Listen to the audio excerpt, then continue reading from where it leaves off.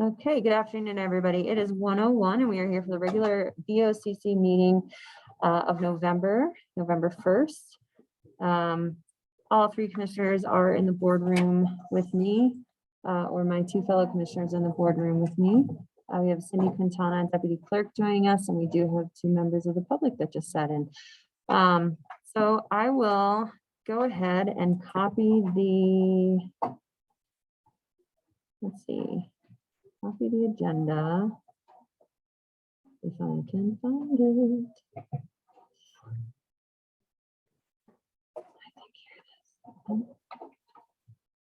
Okay. I'll copy the agenda, and before I post that in the chat, do we have any corrections or amendments to the agenda? I don't have anything. None for me, thank you. None for me. Okay. And I'm gonna look at how you printed that off. 1, 2, 3, 4, 5, 6, 7.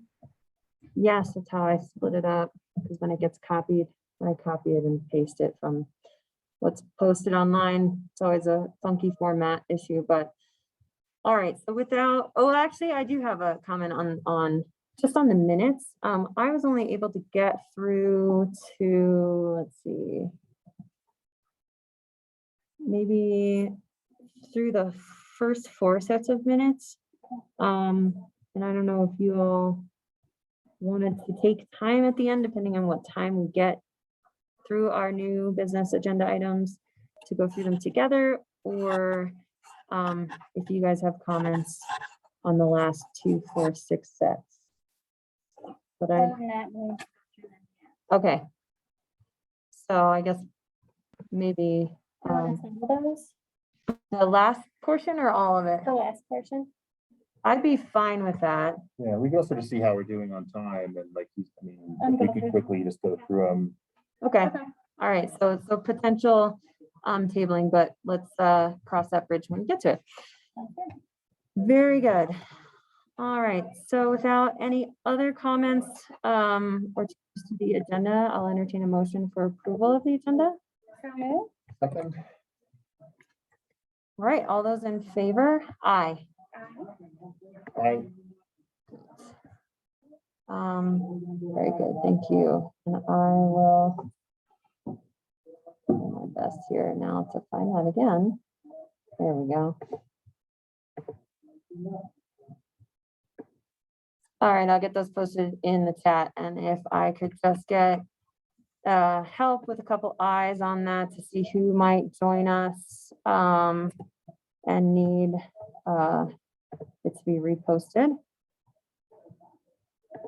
because new folks joining Zoom don't see what's previously posted in the chat. I would appreciate that help if I could get it posted in the chat. Sorry, guys.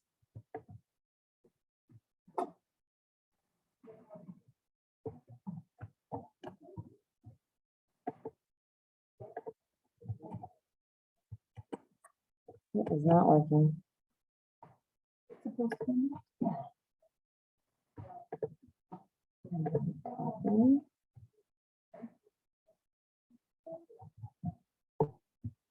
Maybe I'll just use the side of what I'm trying to copy. Let's see.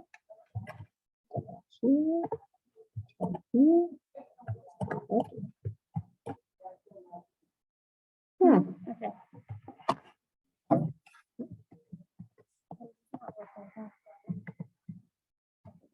All right. I don't know why your key isn't working now. You want us to try to place them, or you got it? I think I got all the new business items, and we can go through our regular housekeeping at the beginning. Okay. And then it looks like it only copied the first 3 sets of minutes, but let's just get those up. And all right. So if everyone can be sure to turn off their cell phones, and we're going to start putting back in what has been a typical part of our agenda in conducting the Pledge of Allegiance and having a moment of silence. since we are all physically in the room. So if I could ask everyone to stand. Join me. I pledge allegiance to the flag of the United States of America and to the republic for which it stands, one nation, under God, indivisible, with liberty and justice for all.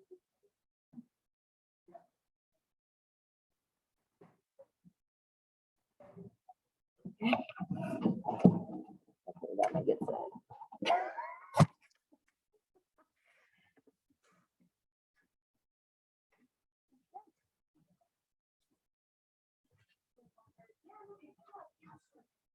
Okay. And all right, on to the community informational items. Commissioner Marcelo, do you have anything for us? No, not today. Thank you. I think really the only thing I wanted to express today was just gratitude and thanks for everyone that participated yesterday. In Trick or Treat Street, it was a very successful event. And the rec department and Main Streets did a really great job putting that together. So thank you. Commissioner feedback?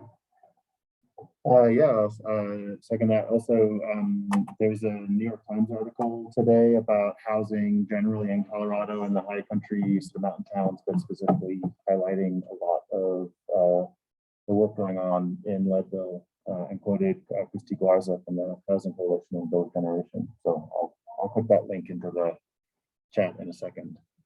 And also Mike Irwin had asked us to mention something. You see that? Yes, I saw Michael on there. Michael, remind us.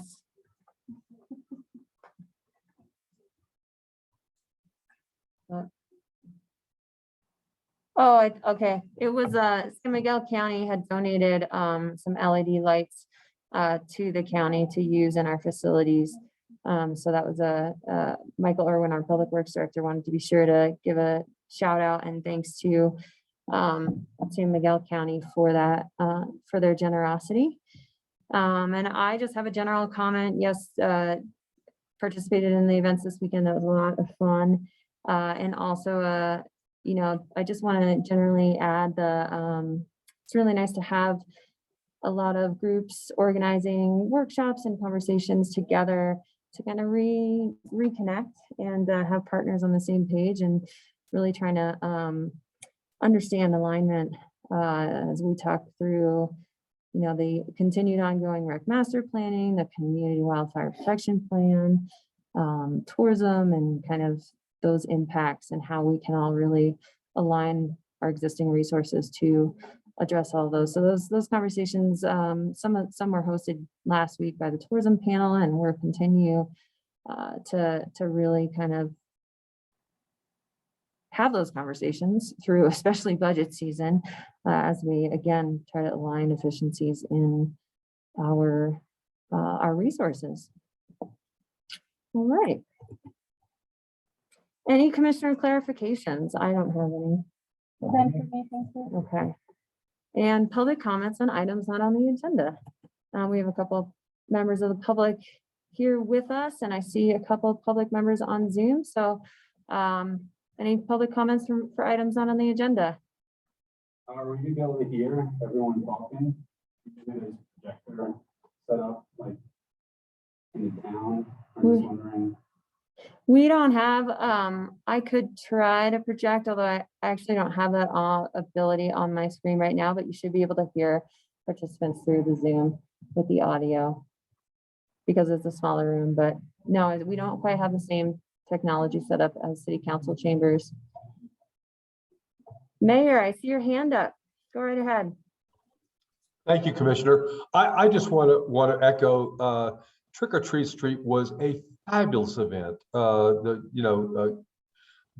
recreation department and Main Street organization knocked it out of the park, and the turnout was unbelievable.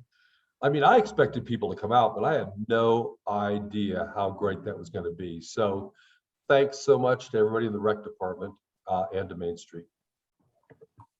Excellent. Thanks, Mayor. Any other public comments on items not on the agenda? Colleen Nielsen.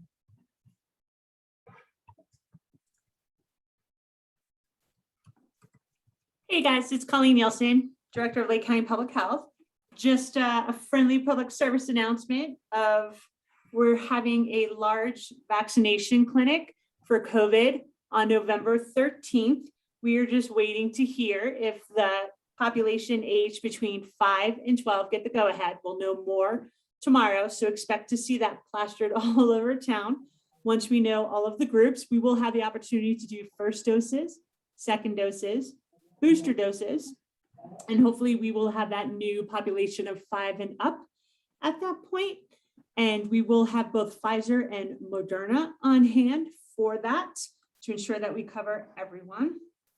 The other piece is we continue to see cases in and around Lake County. We continue to encourage folks that if you are sick to get tested for COVID, you're able to do that through the hospital Monday through Friday at a drive-in in the old ER ambulance drop-off place.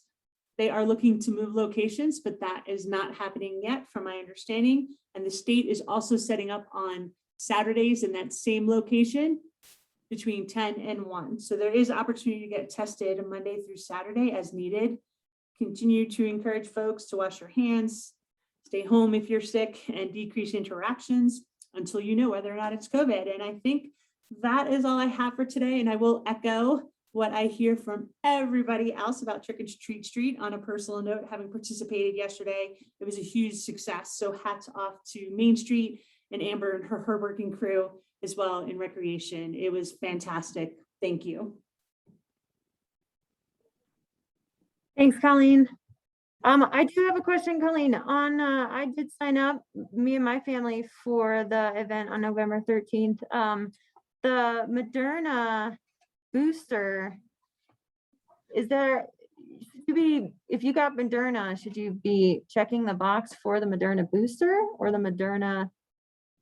just the Moderna COVID-19 shot? And/or I figured we kind of would iron that out once we got there on site for our shots. No, I think that's great. We've because of the way this system is set up, it can be very confusing. So I appreciate that question. So if you are planning on getting a third dose booster for Moderna, I would put in a Moderna booster, and that helps us. And to your point as well, Sarah, is that when people get on site, we will be hashing some of that out, because I recognize that some people will be like, is it my second, is my third? We have the opportunity to work through that. So I guess I will ask for some grace and patience as we have, as you can imagine, almost 5 different presentations of vaccine, and we want to make sure that people get the one that they need and or desire. So we will work through that. Yeah, I figured, yeah, don't let any of that confusion online deter you from, going through with your sign up, and bring all your information out there so that public health officials and you as the client can kind of make sure that everything's aligned. Thanks for that, Sarah. Thanks, Colleen. Any other public comments on items not on the agenda? All right. Don't see any other hands up. Okay. All right, we will move on to new business then. All right, first on our agenda, we have a memorandum of understanding between Lake County and Prowers County for Prowers County to manage and administer calls to the hotline for the Department of Human Services. Let's see. Commissioner Marcelo, do you want to give us any little background here? Sure. This is kind of a annual renewal. Yep, so it's an annual renewal for our calls for the Child Protective Services and Adult Protective Services hotline through the state of Colorado to be routed through Prowers County. The 1-800 number will route to Prowers County, who will then connect with our caseworkers to answer those calls and answer in the time required by the state for response. So it's just something that we don't have the capacity or staffing to do, but they do have the capacity in Prowers County to do that for us. Great. I don't have any further questions for you on that. Commissioner Fiedler, anything for clarification? No, not for me. Okay. I will make a motion that we approve the memorandum of understanding between Lake County and Prowers County for Prowers County to manage and administer calls to the hotline for the Department of Human Services. A second. Okay, any further discussion? None for me, thank you. All right, hearing none. All those in favor? Aye. Aye. I, Great. And number 2, we have our opening of our winter grooming bids in response to our request for proposals for grooming of the Mineral Belt Trail. Amber McGee, our recreation director, is online. And Amber, do you want to unmute and let us know all of those bids that you have received?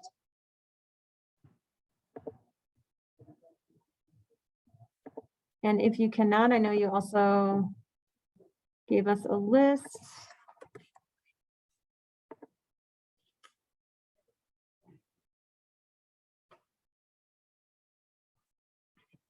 Amber, are you online to open the bids in front of you?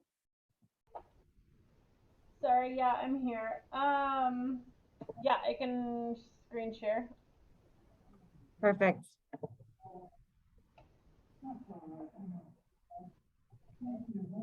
Okay, so this is bid number 1. It is from the High Rider Snowmobile Club. It is for the years of 2021-22, 2022-23, and 2023-24. I haven't reviewed these prior to this meeting, so I'm not, there's some details it looks like in here about the cat and where they will groom and insurance. So the cost for that bid is per mile. So per mile to groom the Mineral Belt Trail would be $34, and each occurrence of the tubing hill would be $160. There is also a fee in here for pre-season grooming work to create a base, and that cost is $300. Any questions about this bid? No, thank you. That's from the High Rider Snowmobile Club. Yes. Okay, the second bid here is from Mountain State Snowcats, containing similar information about their plan for grooming operations. The budget changes per Hold year. on just a second, Amber.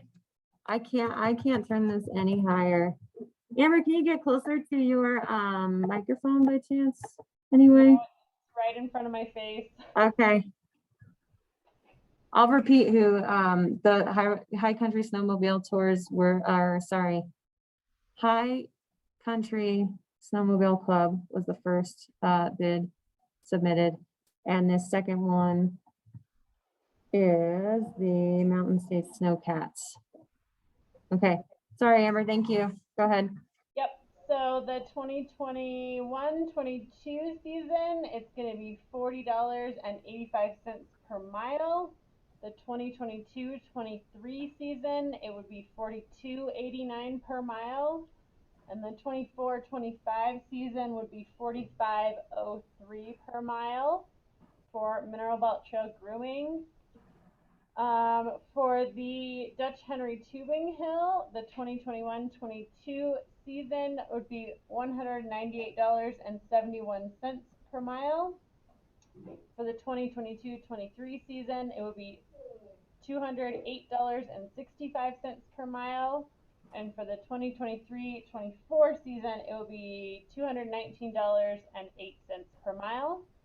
They also have a preparation fee to create the base for the Mineral Belt Trail, and that is $600. It's a one-time fee for the season. And that's all. Okay, those are the 2 bids you got. Amber, remind us, did we ask for a multi-year contract? Because we've done an annual so far, right?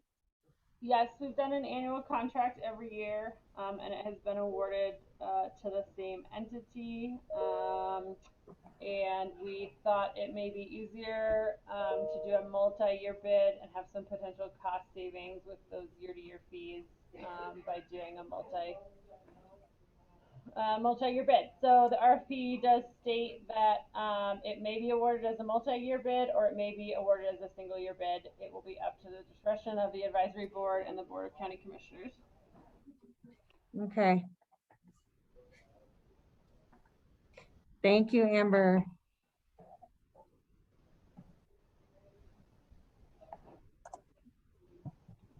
Okay.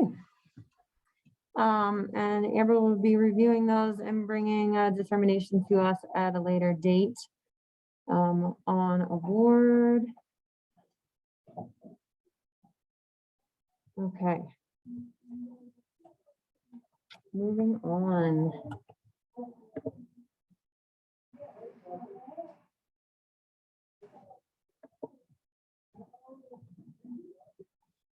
Okay, and so item number 3 is a discussion and around a county owner's representative for the Justice Center design and construction work. And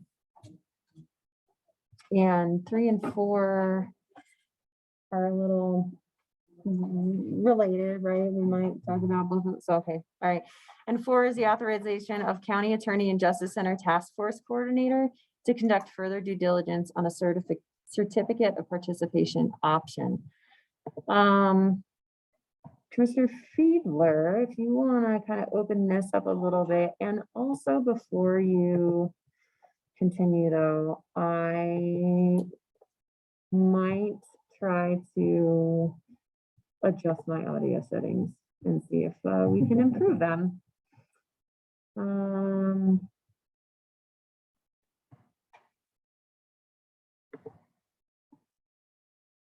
I'm not sure. Okay, well, maybe you can start, and if I can set this up and connect, we can see if that'll help us out. But, all right. Yeah, and I'll just say, I think these 2 agenda items, 3 and 4 on the Justice Center are really kind of more informational, and I don't think there's any formal action that the BOCC needs to take, but more to give the county attorney and the Justice Center task force coordinator sort of the best guidance that we can on this. So maybe talking the first, as we talked about before, we are under contracts to acquire a site to build the new Justice Center on, and as we look forward, design work and construction is next up, and figuring out how to pay for design work and construction. Typically for larger projects in the county, for example, the Southern Fire Station, the county has hired an owner's rep. The school district hired an owner's rep for the new elementary school in West Park. I think, we have been talking informally with the task force coordinator about the steps to issue an RFP or RFQ. So I think really just if we wanted to have a quick discussion about that, and just kind of make it clear to Katie Welter, the coordinator, that we are indeed interested in seeing a draft RFP as soon as that can be drafted. Mm-hmm. I think probably the main question there, besides just whether we do want to hire an owner's rep for a project of this size, is, given that it's probably a 2 to 3 year process to design and build, it is possible to break up that contract, with the first phase of getting to the point of design documents, and then a second phase to manage the actual construction, or you could issue it as one 2 to 3 year contract. Mm-hmm. I think the pros and cons, if you have one person seeing through the whole project, you have that continuity, and also probably a more appealing contract that might attract a better pool of applicants. On the other side, if you phase it, then you have more control over who you might get in, and being able to switch horses mid-course if that's desired. So again, I don't think we need to make a decision on which way we go, but just to give, I think if we wanted to see RFPs with phasing or without phasing, the more direction we can give to Katie Welter and Chris Floyd, the better RFP draft we'll see. So I think that was it for the RF, for the owner's rep discussion. And if there are other questions that we, or, you know, questions or parameters that we would want to see reflected in that draft that comes to us, then, you know, my hope is just to have that discussion so we get as good guidance as early as possible and don't, you know, go around in circles too long.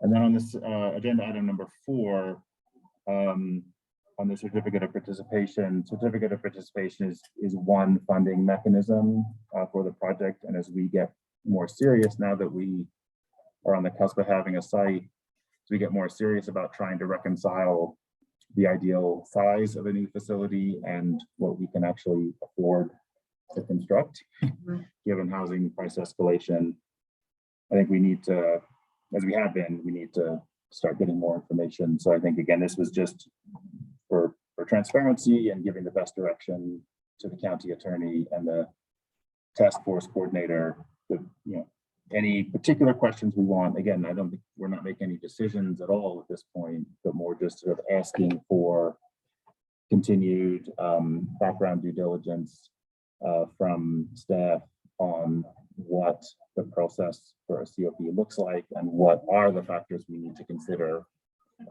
So that was it for 3 and 4. Just if there are other thoughts or initial questions, so they have the full set of questions going forward. I just is curious in terms of like the RFP or RFQ for project management, how Anderson Hollis fits into that. Like, would our owners rep be expected to work with Anderson Hollis, or do we go back out for design, or how does that all work? So my understand. Oh, Chris unmuted also. I don't- I was gonna say Commissioner Fiedler can definitely chime in on this as well. So this is for the project management. And so once we get into that additional design phase and such, those will be other aspects of the project that will need to go out for bid and such as well. And so that's part of what the project manager would be expected to do to assist with that process. Okay, that makes sense. yeah. And I'll say that's, and from the school design, from the new elementary school, that's exactly what the owners rep did. The owners rep helped set up and run the process of hiring all the contractors and subcontractors. Well, not all the subcontractors, because to some extent that's done by the main contractor, but especially hiring the architect and the construction firm. Okay, cool. I think it's really important to get, I mean, we've seen what difference it's made with engaging at the time wrapping on general counsel with Katie Welter, and now continuing Katie on as facilitating that part of the process. And it's evolved to that point of needing to grow to actual construction phase now that we've gotten to this point. And I think that's kind of the sequence of events that we had hoped to see and get to. I think, I mean, if we need to talk about specifically whether or not we do that on just a, you know, right now for the design and construction piece, or well, I guess it's whether it's for the design and continued due diligence and construction. The way I've heard it described is typically, I mean, if you phase it, you would, phase 1 would be up to the point where you actually get all the construction design documents that a construction firm could then walk to the site and start building with. And then you could have a second phase of managing the builder, or, you know, you can do that all together. So design and build. And there would be, you know, that interim stage at some point you begin, once you have specific enough design documents, you start hiring a contractor. You need enough specifics from the design work to actually write that second RFP. Yeah.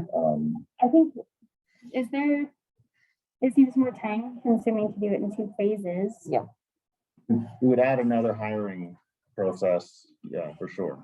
I was thinking along those lines too. Yeah. Commissioner Marcella, that in, you know, with as tight a timeline and time is very precious for this process and the construction, it might give us the biggest flexibility to include all of that in one so that we can really be nimble and kind of jump back and forth on the pieces of the process here. So I'd be in favor of including it all and seeing what kind of response we get. Yeah, Yeah. If that's the, okay.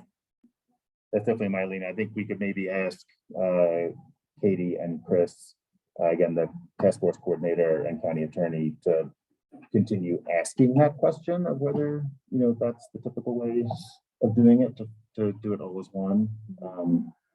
I'd be curious if, which is the more common route, but I also lean towards just doing it as one contract and having that continuity, because I think it could get really awkward to be hiring a new owner's rep at the same time you're launching into that big ticket. You'd almost, you could have like a new person as the owner's rep coming in to manage and having to answer a whole bunch of questions about a process they weren't involved in. So, Yeah.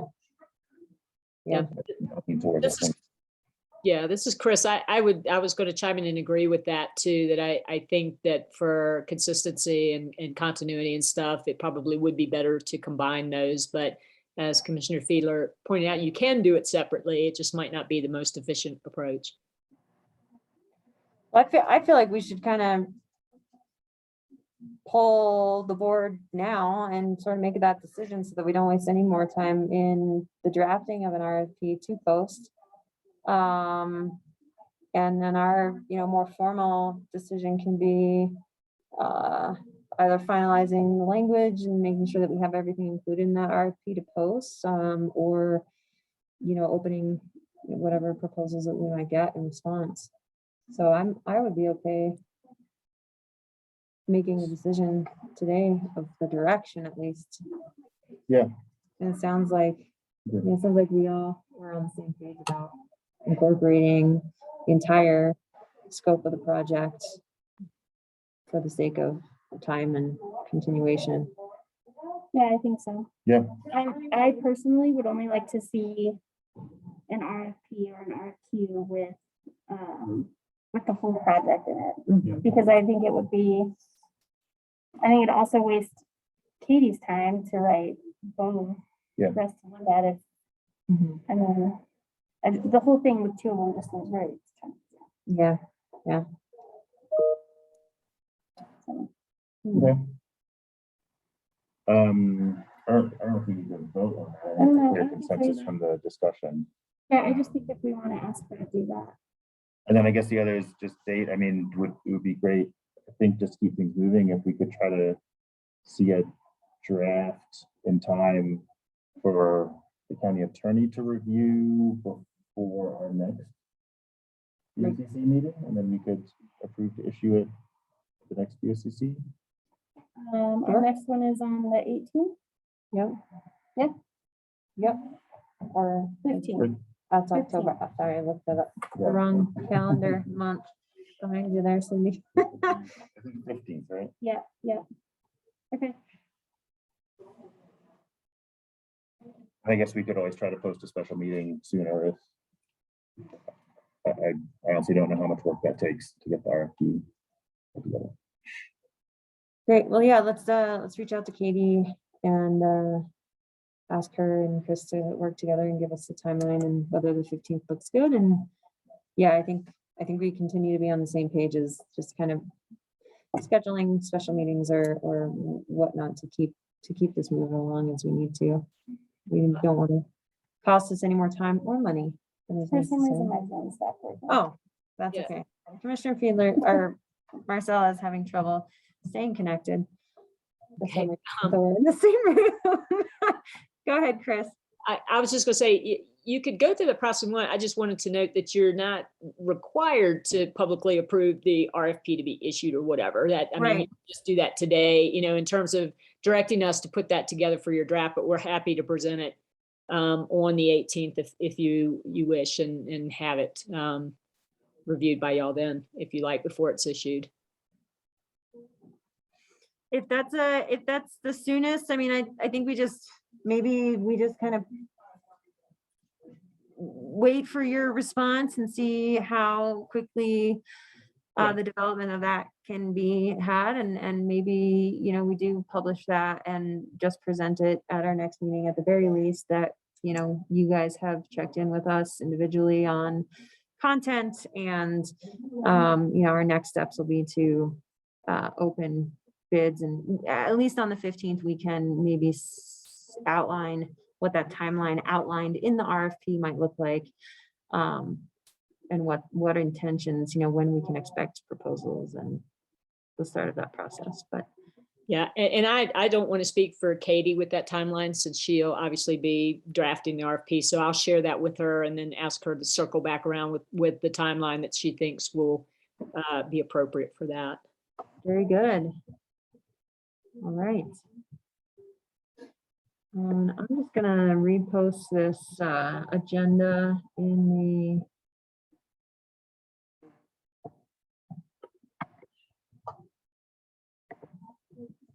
the chat for everybody. Okay. All right, well, does that kind of cover that CO, or not the COP necessarily, but the owner's rep piece? Oh, I did have another question on the owner's rep piece though. I know we've had some conversations through budgeting and the Justice Center Task Force on also getting some sort of project manager for the holding cells and applying ARP funds towards the construction of that. Can we get a quick update if anybody remembers or has one on where we were? I Moving thought that forward. was in process as well. I know that Katie has had conversations because of the small scope of that project. I think it was not intended to be a part of the overall the project management for the full facility, but I know that she is working on that as well. And so I just took a quick look, and I'm not seeing anything new on just that part of it, but I know she is working on that as well to get that teed up as soon as possible. Okay. Yeah, and maybe just again, just another mention of just clarifying between the two processes and projects.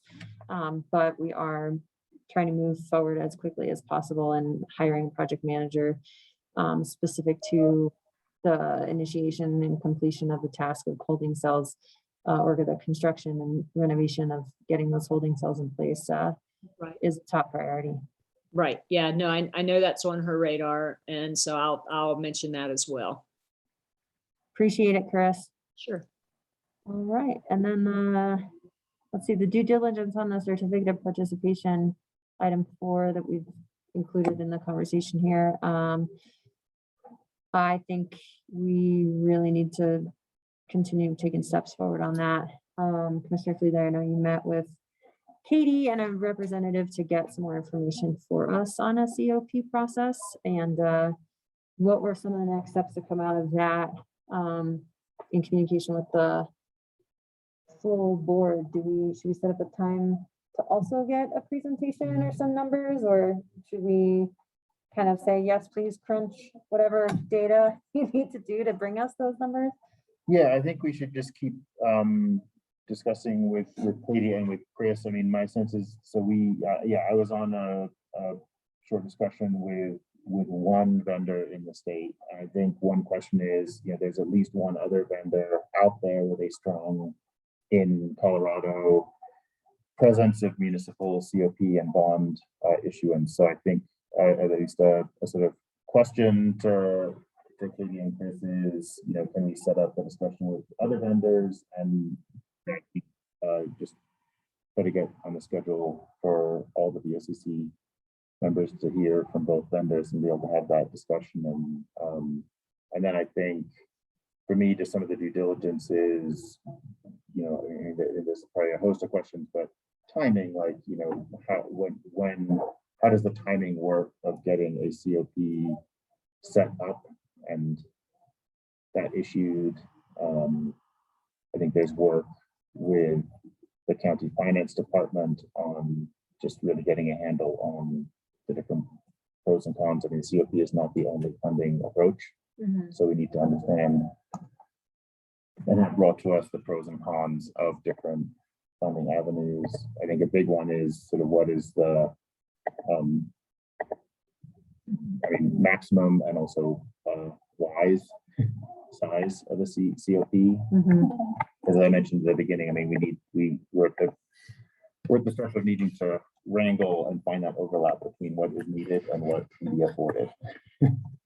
Yeah. So, we need to know what those limits are, and what the financial, like the interest rates and the timeframes of payback on a COP Right. or bond, or, the different funding streams. So I think Katie and Chris have a handle on those questions. Okay.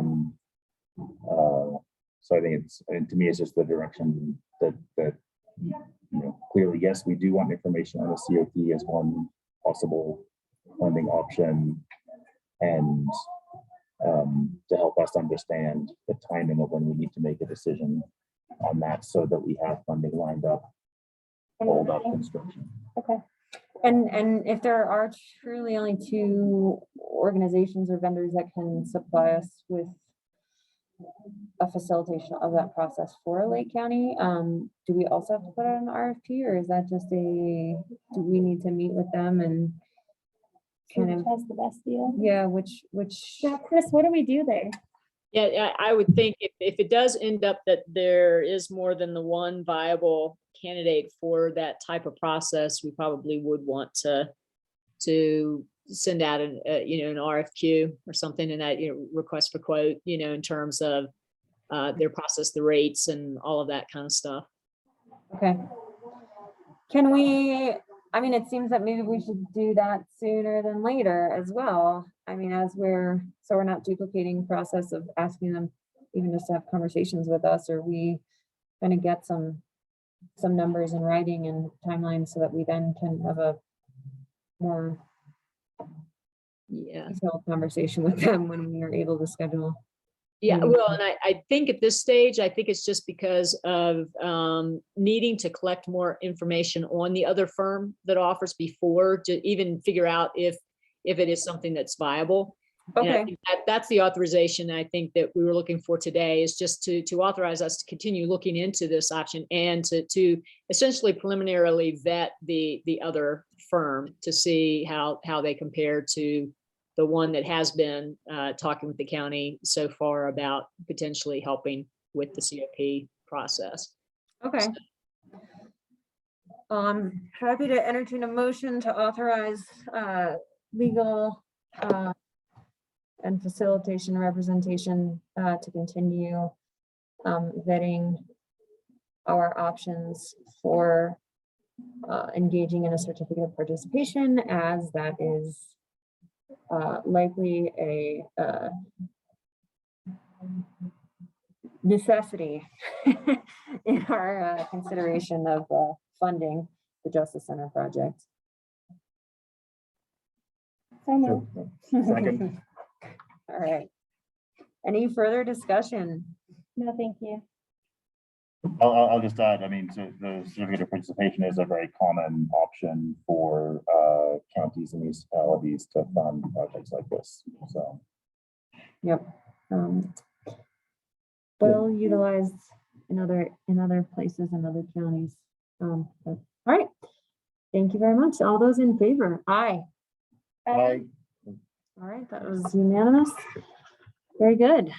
And number 5 on our list, it is a discussion of the joint housing director position with the City of Leadville, and our draft IGA with them.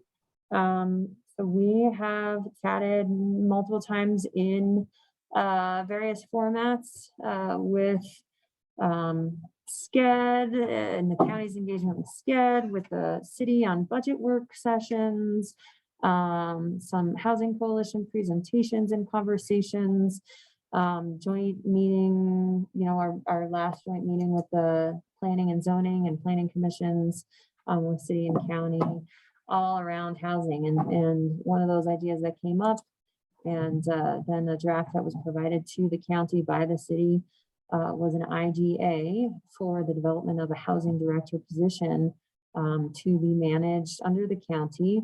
And in the job description and IGA, we kind of have point to the intent to evolve and develop the existing city housing authority into a multi-jurisdictional housing authority. And kind of similar to how we've been talking about the project management with the Justice Center and some of these big projects, and hiring a housing director now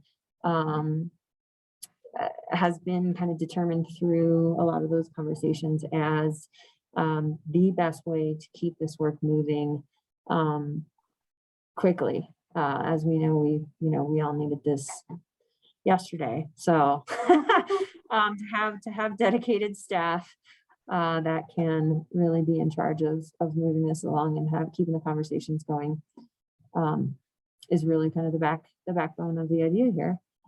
Let's see, Mayor, do you have any other revision? I know we have some questions and comments that we all have been able to kind of insert upon our review of the draft that you supplied. Is there anything, any other big changes from you or your legal or counsel to note before we might go into some specific questions? Oh yeah, I have several things in here that bother me. Oh, okay. They're not substantive, but as well as the example under quarterly meetings, the first sentence under there, they just left committee out where it says steering, should say steering committee, not a big deal.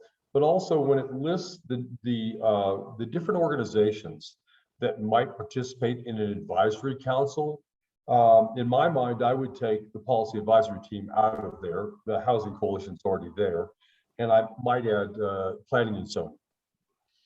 Those are my thoughts thus far in terms of what might constitute an advisory panel.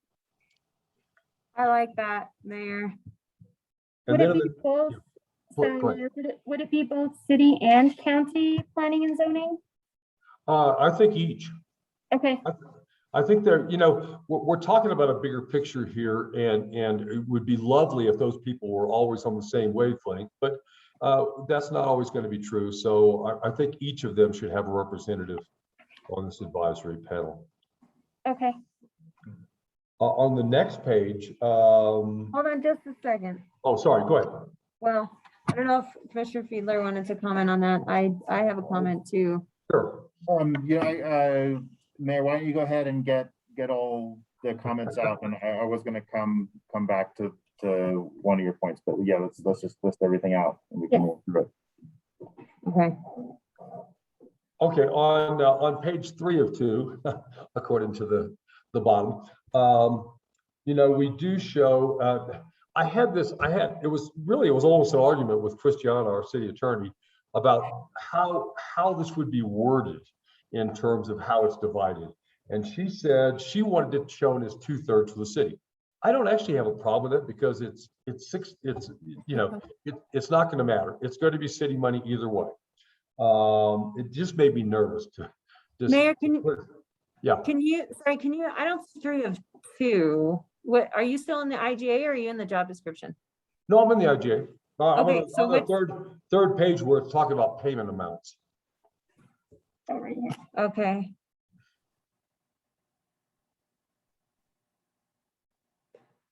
The payment of salary, or I think That's on our page 4. Our page 4. yeah, okay, there we go. Okay. Okay. But anyway, it says sufficient accommodations, tax revenues. That's number 1 on here. And it says 2/3. I'm okay with that. I wasn't going to follow my sword over it. I still wanted to see something about a third, but she said it doesn't matter. It's going to be city money either way. So, okay. I don't like that she has in here that we're going to put in an amount. I think it is 2/3 of the total compensation amount paid to the county employee by the county. And I think that's the end of it. I think that's what my comment here was too, Mayor, was can we just add not to exceed budgeted annual salary and benefit amount? Sure, we could say that, and that's clear enough. And so then it would flex with the budget. Okay, and the next paragraph, it's the same thing where she has a place here, which amount totals. And I think we could use that same wording that you just used in both 1 and 2. Okay. Thank you. That's really a good add. On the next page, on where it says number 8, notices and representatives. That didn't seem very clear to me, and I certainly didn't think we should be saying who the representatives were going to be in the IGA. They would be by reference.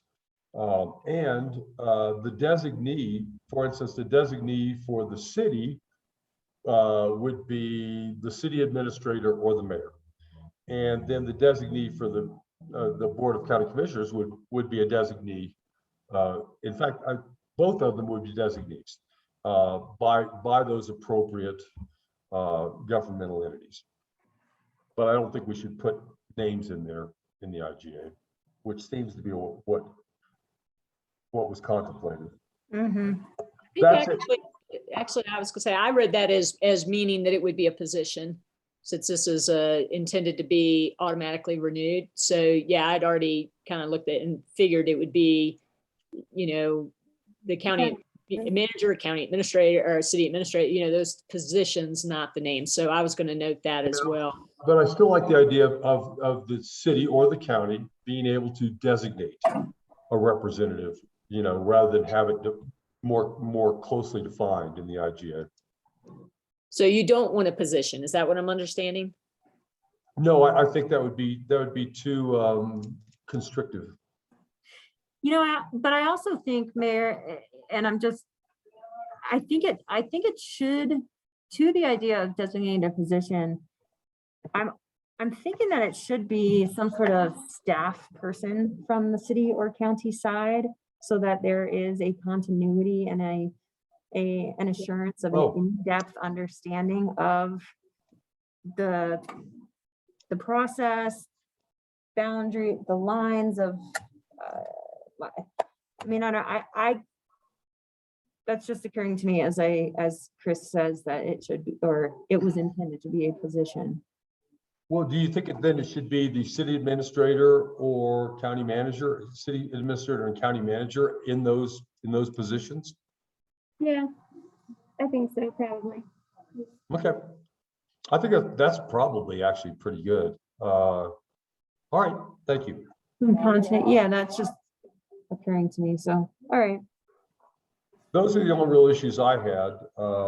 I think it covered most of what we had some kind of rough discussions around what would be in this, and we talked about a possible three-way split. I'm hoping that 2A passes tomorrow. That person would be a county employee. That we'd have a 3-person board with the city, county, and someone from the housing authority, and that we also have that advisory panel, which we're working on defining. And those quarterly meetings and their language, amending or terminating the IGA, and that the job description would be by reference. So those are the things that we had discussed, and it seems like they're covered in here. Okay. Mr. Julie, do you want to circle back on? Oh yeah, maybe just quickly on just to say, like, my thinking of putting the policy advisory team in was just sort of reflecting that the Housing Coalition and the policy advisory team under the Housing Coalition is already, made up of different interests. So I just wanted to maybe give them collectively more than one seat at the table on this advisory committee. So I don't know, they've done so much work over the years on this issue and have different perspectives at the table. Seemed like giving them 2 slots. Okay, I don't have a real problem with that. I didn't need to call out the more advocacy-oriented policy advisory team specifically, so it also could just be two reps from the Housing Coalition. Okay, I'm fine with that. It just felt repetitive, but I see. Yeah. Well, actually, I tend to agree with you, Mayor, and I kind of want to have a conversation, and I wonder if it's not a conversation to have with the entire city council, because I don't think we've really talked through in greater depth on this position being under the county and direct management of the board of commissioner or the county manager. And then we have this advisory committee and a steering committee, and I think that that's too much. I think that, and I want to have that open conversation of saying, okay, we have like our advisory committee. I mean, both are advisory to then the ultimate person or position responsible for the direction or the oversight of this person. I just see a dilution in advocating and empowering people to contribute and participate in existing venues, I guess, like, you know, with Board of Review, Board of Adjustments, planning commissions. I think you're absolutely right. Planning commissions should be one on here, but also you can kind of boil all of these down to some local leadership in any of these groups. And so I guess my question is, what is the true benefit of an advisory committee and a steering committee to then advise the advisory committee that's advising a county manager? I think we should be consolidating and really inserting and educating folks on where to participate and give their feedback to, you know, local leaders and staff, and where instead of continuing to distribute, it actually makes the work a lot harder and the message really confusing. Were you thinking that the advisory committee would be advising directly to the housing director? Because I wasn't. I was No. thinking they would only be advisory to the 3-person board. Yeah, and if I could chime in, I think that was my sort of understanding and thinking, and also from having talked to the JP Housing Authority folks is, I mean, the advisory committee, well, let me start with the steering committee. That was intended to be as lean a decision-making body as possible. So those are the people who actually vote and really give direction to the housing director. The advisory committee is really just, I think, giving a little bit more standing to stakeholders in the community. Mhm. I mean, we don't need to have an advisory committee, but it seems, you know, that just to very formally state that sort of, you know, we want community input and, you know, consensus. And I think there was some discussion about whether the advisory committee would like meet separately, which we could do, but it just seems to seem deficient in having less meetings overall for the housing director and the steering committee to just, you know, invite these stakeholders, you know. Well, and I wonder if like I'm trying to think of that process of referral agencies and like being sure to identify that decisions contemplated would be referred to a list of stakeholders rather than creating an advisory committee. Then who is responsible of joining all those people? You already have boards of volunteers who cannot commit to another. Likely, it is not likely that they can commit to, you know, an additional meeting of an advisory committee. So I wonder if maybe there's some language or opportunity to identify and just raise like a clear intention of that communication and the request for feedback on. You know, I think you're on.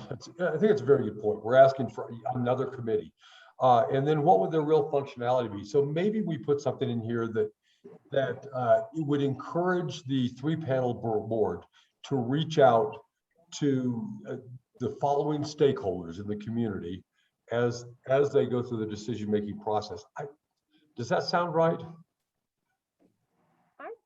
I feel like, I mean, I think the intention is to always invite and have a space for those people at the table. We want them to be a part. I mean, even if you have a dedicated agenda item that's a public input for those, and or again, that more formal option of like, here's something on the table for formal consideration, and you shoot that out to a list that can grow or shrink depending on functionality of any of these stakeholder groups listed. Yeah, I just don't know how we Control put that, agency. I don't know how we put that in an IGA that's where it'd be meaningful.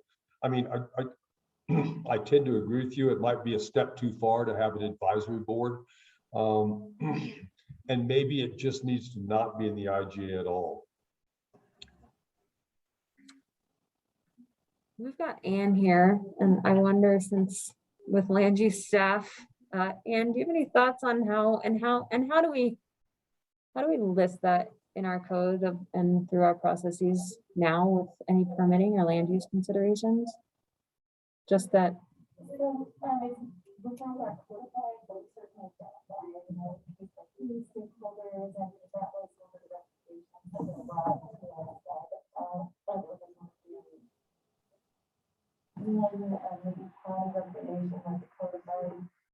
Referrals to the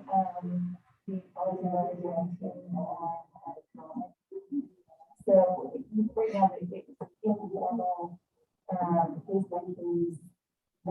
identification of stakeholders associated with the formal application, but we've been referring to the housing for which access their creation. So they have been fully involved in all of that. So it's right now it is no referral agent is a codified memorandum of development code. There are statutory requirements for referral.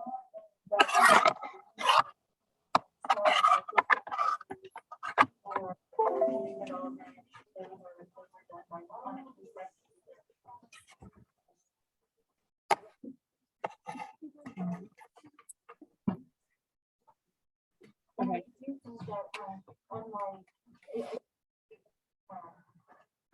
It's really like the idea of having some cohesion and the and not like you said, deleting the reporting and communication with the housing manager, just because sometimes I think we can all think at a time in this work that it's really hard to have information coming from so many different directions. And so there is sometimes in that desire to have so many efforts involved, it makes it very complicated, and sometimes it does either there's redundancy or there's certain lack of confusion. So I mean, I can see the point about not making the advisory committee sound too formal or get bogged down in like, who is the one representative of local builders? But I think I would like to keep in the tasks of the steering committee that they have to actually invite stakeholders to their meetings and not just have a vaguer, stay in touch with, or whatever, or keep informed. I want community stakeholders to be formally invited and see the packet, and that the steering committee meetings are public, like our meetings or school board meetings. So would the housing director then be in charge of that steering committee, or would they? With staff, I would say. Staff, okay. I think the steering committee is in charge of the policy direction of the housing director. Okay. And yeah, and though we need to come back to sort of what's the role of the county manager in that. So we just need to think through the logistics of how that works. Yeah. So I mean, so I'm fine like striking the term advisory committee and having like actual named representatives, but I do want I want the housing director and the steering committee to have to invite people to their meetings. Okay. Yeah, work out some wording on that, and let's take it back to the attorney. I think those are very good points. I'd like to back up real quick, I'm sorry, to E, which is supervision, which it just doesn't make any sense to me. The sentence says the county employee shall provide all services with little or no daily supervision. It should be no daily supervision. I don't even know why that's in there. Does that make sense to anybody? Which one is this? It's E under supervision. The county employee shall provide all services with little and no daily supervision by the city. It should simply be no daily supervision. That there should be no, there shouldn't be any room in here overlapping supervision of this person. Yeah. And that's, yeah, that's something that I brought up as well. Okay. Throughout here, that we've got some language that probably needs to be wordsmithed to avoid co-employment issues. Exactly, yeah. That same thing occurred to me. I didn't think of it in those terms, but no, that's a really bad idea. Okay. And I think specifically, I think figuring out the legally right way to phrase, the co-employment issue, or not phrase it, but address.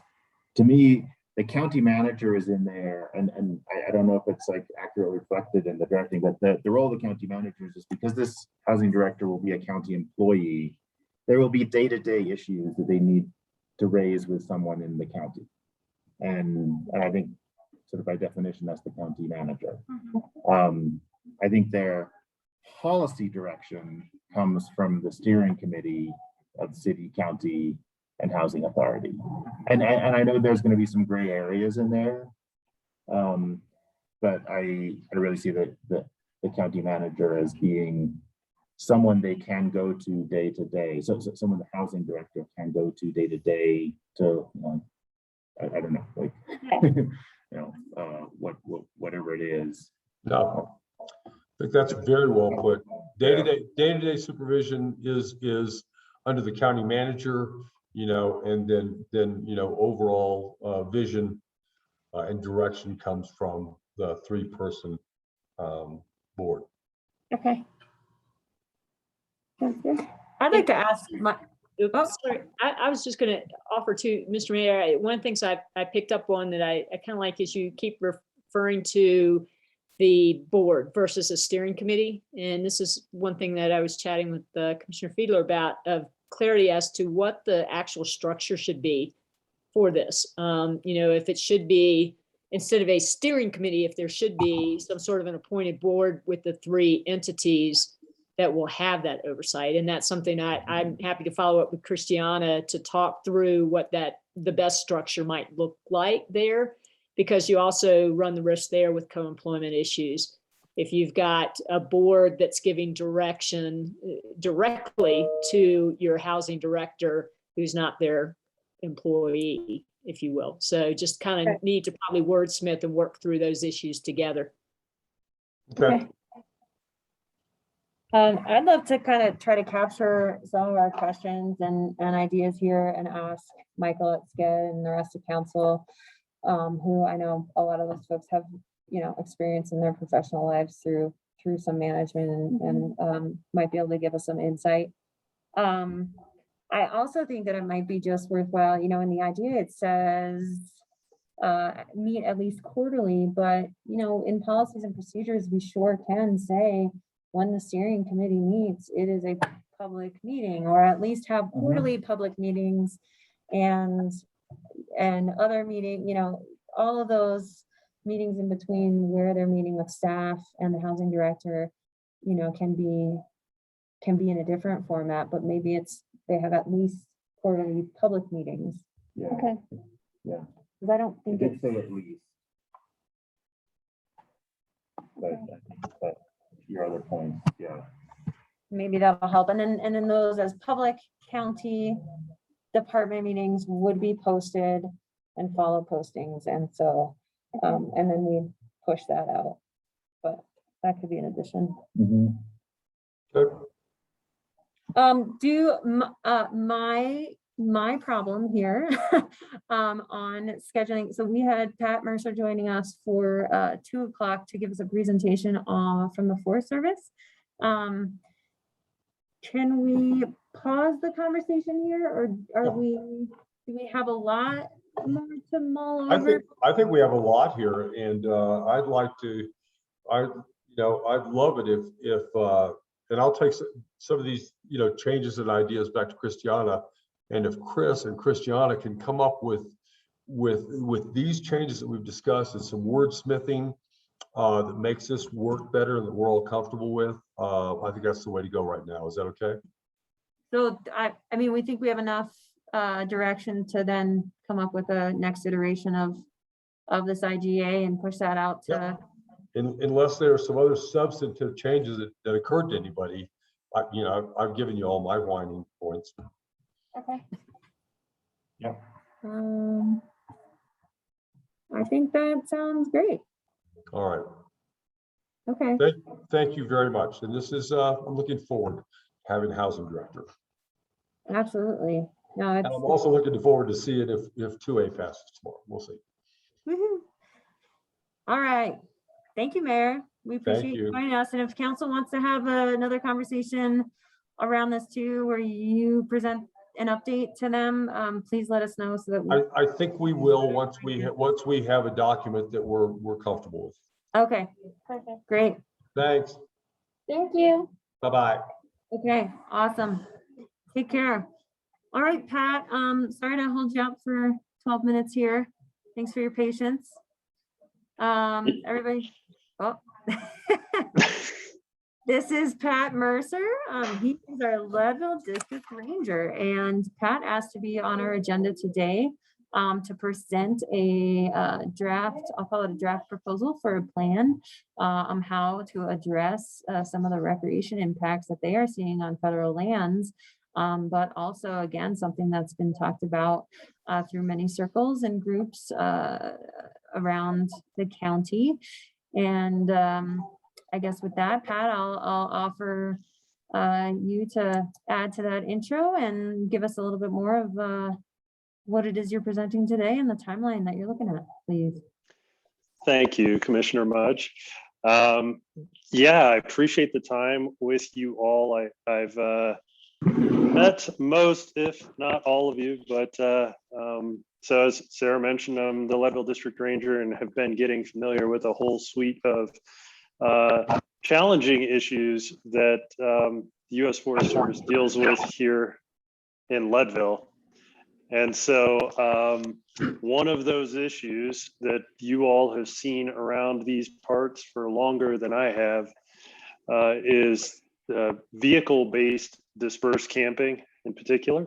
And I'm making the distinction of vehicle-based versus other types of dispersed camping, just to be more specific, that the impacts that the Leadville Ranger District, as well as the Salida Ranger District, are trying to address at this point are based on vehicular incursions, if you will, that come off of National Forest System roads, where people are pushing in to areas that are well beyond a car length, which is what they're supposed to be only permitted to do. And creating a whole, in some cases, almost a whole another network of routes in order to be able to find space to camp with any number of different recreational vehicles that are out there and about now. And so last year, although we've seen a growth, and I think the growth is probably pretty well charted, the Leadville District and many other Forest Service districts had seen a growth in the type of dispersed camping that I'm talking about here. There's been just an interest in it that's grown over time, and then of course last year, as you all probably saw, there was a lot of investment in new types of recreational pursuits. And we saw those in abundance, especially during the summer of 20, and then of course saw them again last year to a large extent, maybe not the same as 20, but it's steadily growing over time. The net growth is undeniable. So the Forest Service at this point, the U.S. Forest Service is trying to take a sort of stepwise approach to making sure that we maintain vehicle-based dispersed camping opportunities on the landscape. But we also have to balance for sustainability. And that's really where we're finding sometimes that the camping opportunities that people have identified for themselves do not match with sustainability. So that's really what fostered this project, is the high visitation and the lack of sustainability that goes with that level of visitation. So right now, the Leadville and Salida districts are trying to build. We're at the front end of a project to try to build a framework under which to manage vehicle-based dispersed camping. It's not something that we have even scoped yet with the public. And so I wanted to bring it to the Lake County Commissioners' attention, the Board of County Commissioners, as a soft sort of rollout and to let you all know in a little bit more detail about sort of what our plan is for this in terms of rolling it out to the public. I'm just trying to gain awareness for where we're at in this project at this point. And so, as I mentioned, we're at the front end. And so what I want to share with you today is one of the products that we're developing. It's called an Arcgis Story Map. You guys may be familiar with that or have seen these for other projects. It's basically a way to, not surprisingly, tell a story about what the issue is, whatever that issue is. And so we've developed one for this project. And the intent of that is to walk any stakeholder, really, any stakeholder through what the issue is and why we're doing it, answers the major questions, really, as far as we can at this point in the project of who, what, why, where, when, and how. And so it basically is trying to convey the information that anybody would need to be involved in the project at this point. So I've got a draft of the story map that I think I would like to try to share with you. And I say try because I'll see how things load up.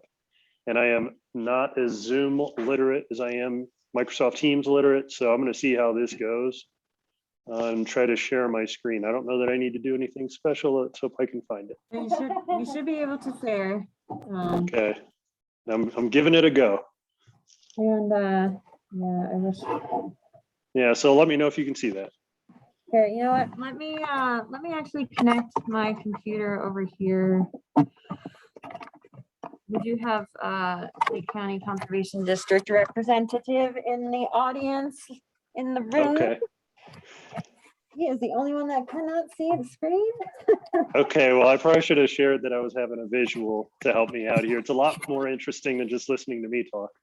That's okay. We should probably have our Zoom meeting up on the screen. I can. Should I? I don't have that set up yet either. So.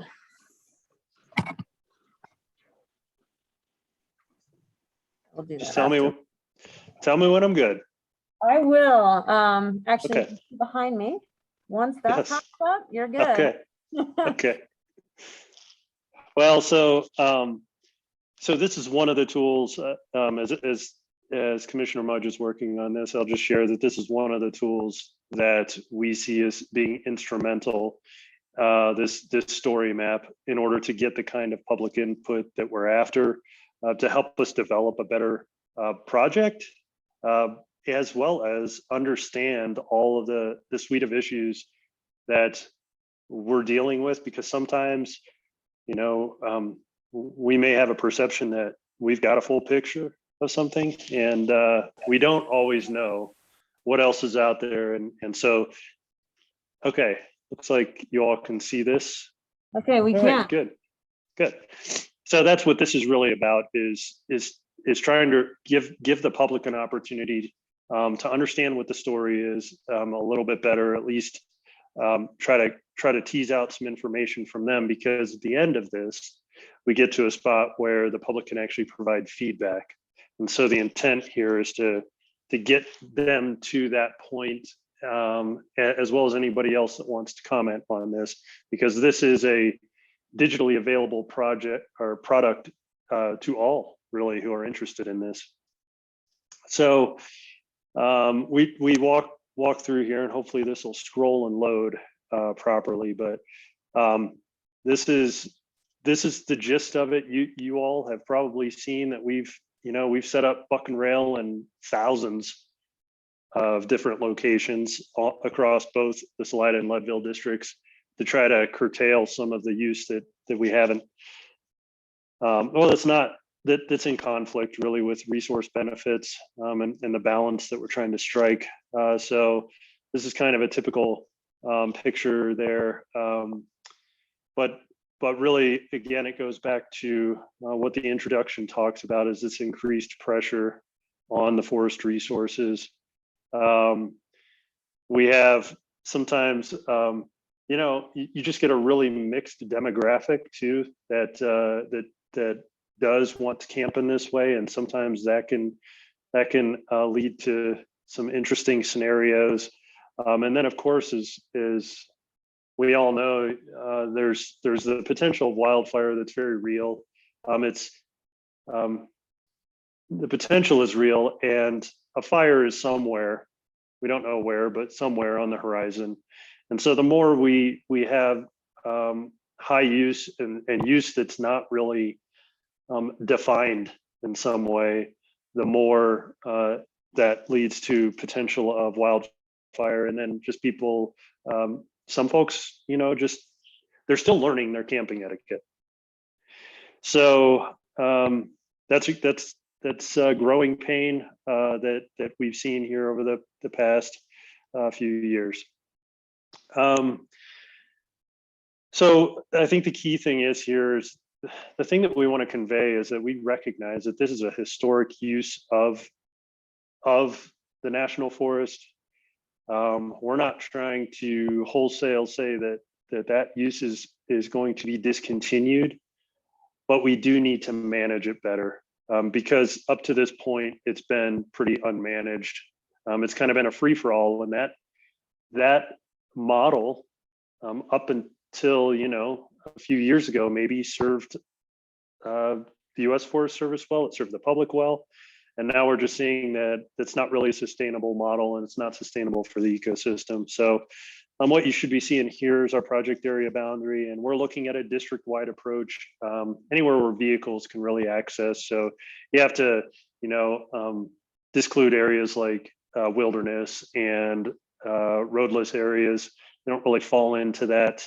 Although sometimes we do get incursions into those areas, unfortunately, but we're really talking about the camping that occurs off of National Forest System roads. And so, so we go back to kind of describing what this is for the public. And as I'm already made a description to you all about this. And this is people basically choosing where they want to camp in their vehicle. And it all goes down to sustainability. So we're going to be looking at this from a multiple resource point of view, because there's a lot of different intersections with what's being impacted out there. And there are many of these sites that we will say, or would say in the future, that's perfectly acceptable because we don't have the intersections that we don't want with these other resources at that site, or at least those intersections are acceptable based on the thresholds that we want to develop. But sometimes you have so many intersections or maybe even just one issue is so problematic for a certain resource that you can't maintain it in perpetuity, and it's detrimental. So there's obviously a lot of different kinds of camping that occur. There's a picture here of O'Haver Lake down on the Salida district. That's developed campsites. Obviously, we've got a ton of those around Turquoise, and that's separate and aside really from what we're considering here. Those are developed and managed appropriately. A lot of this goes back to the trends that I had mentioned. Lots of growth, lots of popularity. It seems like the outdoor industry has just been growing by leaps and bounds, certainly over the past few decades. And then as of late, even more. So these are figures that were pulled from the SCORP, as it's known, the Statewide Comprehensive Outdoor Recreation Plan that was done in 2019, which indicates obviously a spike in visitation, as well as the amount of land available per capita going down at the same time. So they're tied to each other, certainly. And unless the U.S. Forest Service and other land management agencies, frankly, try to get a handle on the extensive, to this point, in large part unmanaged vehicular-based camping, then we're going to continue to see a law of diminishing returns on the quality and the quantity of what's available out there.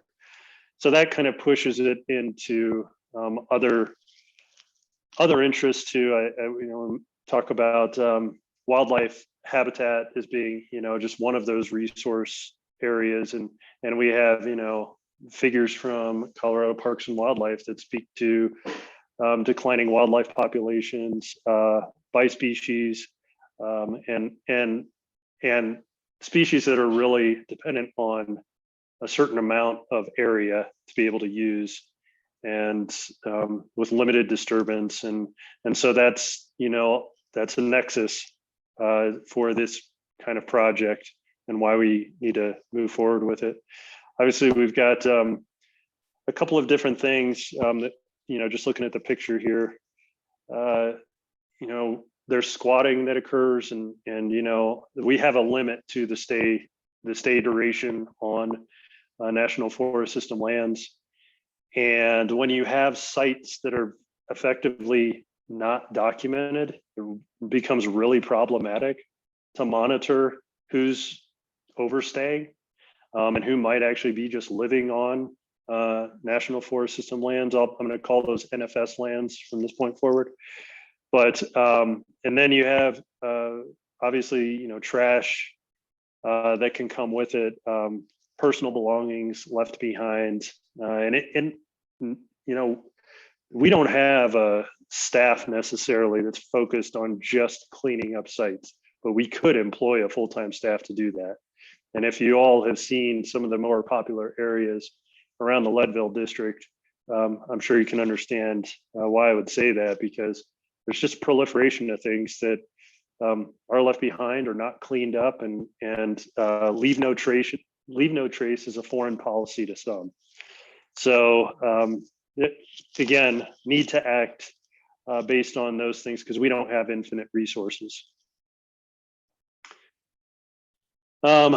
We've seen this any place where vehicles go in, they basically create their own routes in some cases, those routes are over flat ground that don't contribute to erosion and sedimentation. In other cases, areas are totally denuded of vegetation, because anytime you have some good spacing in there between trees, people will sometimes just bring in multiple vehicles, and then before you know it, you don't have any grasses and forbs or shrubs left in an area. And just going back to that, all of those things have just a really natural function in the ecosystem, and provide services to a lot of other things outside of just people. There's just impacts to just about everything that you can think of with this. We mentioned rare plants and wildlife and fish, and of course, here locally, we've got municipal water sources that can be impacted, and just with proximity of where people are camping and how they choose to deal with their own waste. And so, there's certain things that we will address that are both unsustainable and unacceptable. And that's causing, the movement at this point to do this. So there's a number of things. I don't know that I need to speak to this. I kind of covered it, but I mean, there's just so much that's left behind, and it's sad in some ways. And these are the worst of the worst sites, that you're seeing on here. That's not certainly the case for every site, but in some sites, people are excellent about campfire safety and leave no trace. and they don't even pull off beyond their vehicle length from the road. They'll just walk in, and that's great. But we certainly have many exceptions to the rules too. An example here that was taken of an it looks like probably an attended campfire, but we could probably have a whole presentation about what's wrong with that picture right there. And then, so the other thing that we've got going on at the same time is, so we do have all of these campfires out on the ground that in some cases are managed well, because people know how to build a campfire, how to maintain it, how to make sure that it's put out when the time comes. And then there's others that don't. In some cases, those occur, right next to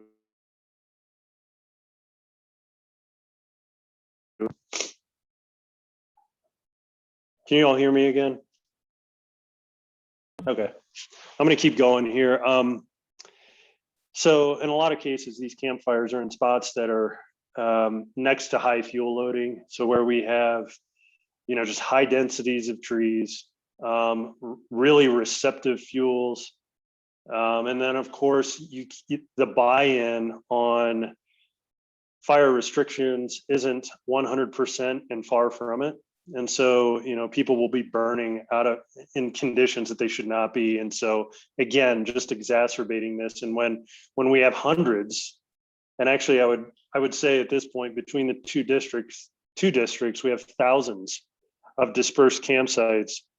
That becomes a real X factor. Again, it's not a matter of if, it's a matter of when we get an escape from one of these poorly built fire rings or poorly managed fires that takes us into a really bad scenario. So we have to account for what we have, and we have to manage what's out there on the ground. But first things first is, inventory and understanding the resources at those sites. So again, I keep going back to this, and I want to make sure that, part of what we did when we designed the story map is trying to convey that we want there to be dispersed campsites. We just want them to be low impact and high quality. And so we have to strike that balance. And that's really the message that we're trying to convey. So that there are a lot of other, there are going to be some decisions that we'll have to make to step through this in order to maintain the quality and sustainable experience that people want and that they deserve, frankly. The American public does deserve that. And we're stepping into this to ensure that we can try to provide that. So other units, other Forest Service units have gone through a little bit of this planning process. The Gunnison National Forest is one that did some work recently and designated their dispersed sites. And there's a lot of different options, in terms of how to pare down what you're managing and then what it looks like when it's in that managed condition. These are just the sites that you're going to leave open? Just sort of traditional dispersed camping is one of the bullets shows here. Is it designated dispersed camping where you're actually setting up, a numbering system and potentially a fee-based system for those sites? Do you take a group of sites that are in really close proximity and maybe occurring in a wide open area? And do you turn that into, based on that kind of use and that demand and the disturbance there, do you turn that into a developed campground at that point? So just another option. And then of course the option of camping isn't allowed in an area just because the resource impacts are too high for that area, and the area just needs to recover, or it's just not suitable for camping. And the forest plan that the Pike and San Isabel has is old, recognizably, but it still has certain curtailments against people camping too close to water, for instance. And so when you get a proliferation of campsites that are too close to water, it's like, well, some things there's just has to be a different level of enforcement that goes around those sites. And in other cases, we we need to recognize that the concentration is too high around certain resources. So these are basically here that we a little better. Let's see. So we go into a little bit more about designated dispersed, and then also develop new campgrounds. Like I said, that may be an option, but it's all about site suitability and really saying that's a sustainable and best use for that area. Because we do want to provide opportunities, and as you all have probably seen, depending on where you've driven around, is that some people, in these dispersed sites, I mean, they may be camping right next to somebody else that they don't know at all. Or there's vehicles, like vehicle next to vehicle next to vehicle, multiple and groups of vehicles, and very few of those people know each other. So in those cases, it's like, well, is there that much difference between that and actually having a developed campground? And our developed campgrounds are a fee-based system, so that would be part of what would go with that in order to be able to maintain those over time. Though we're not looking to necessarily expand the footprint in a really large way, I would say at this point, we don't want to rule anything out as an option or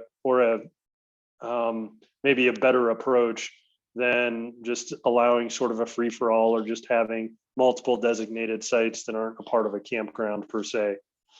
So this is a picture you saw before at the top of the presentation, more traditional dispersed camping, just pulling off the road and doing your thing there.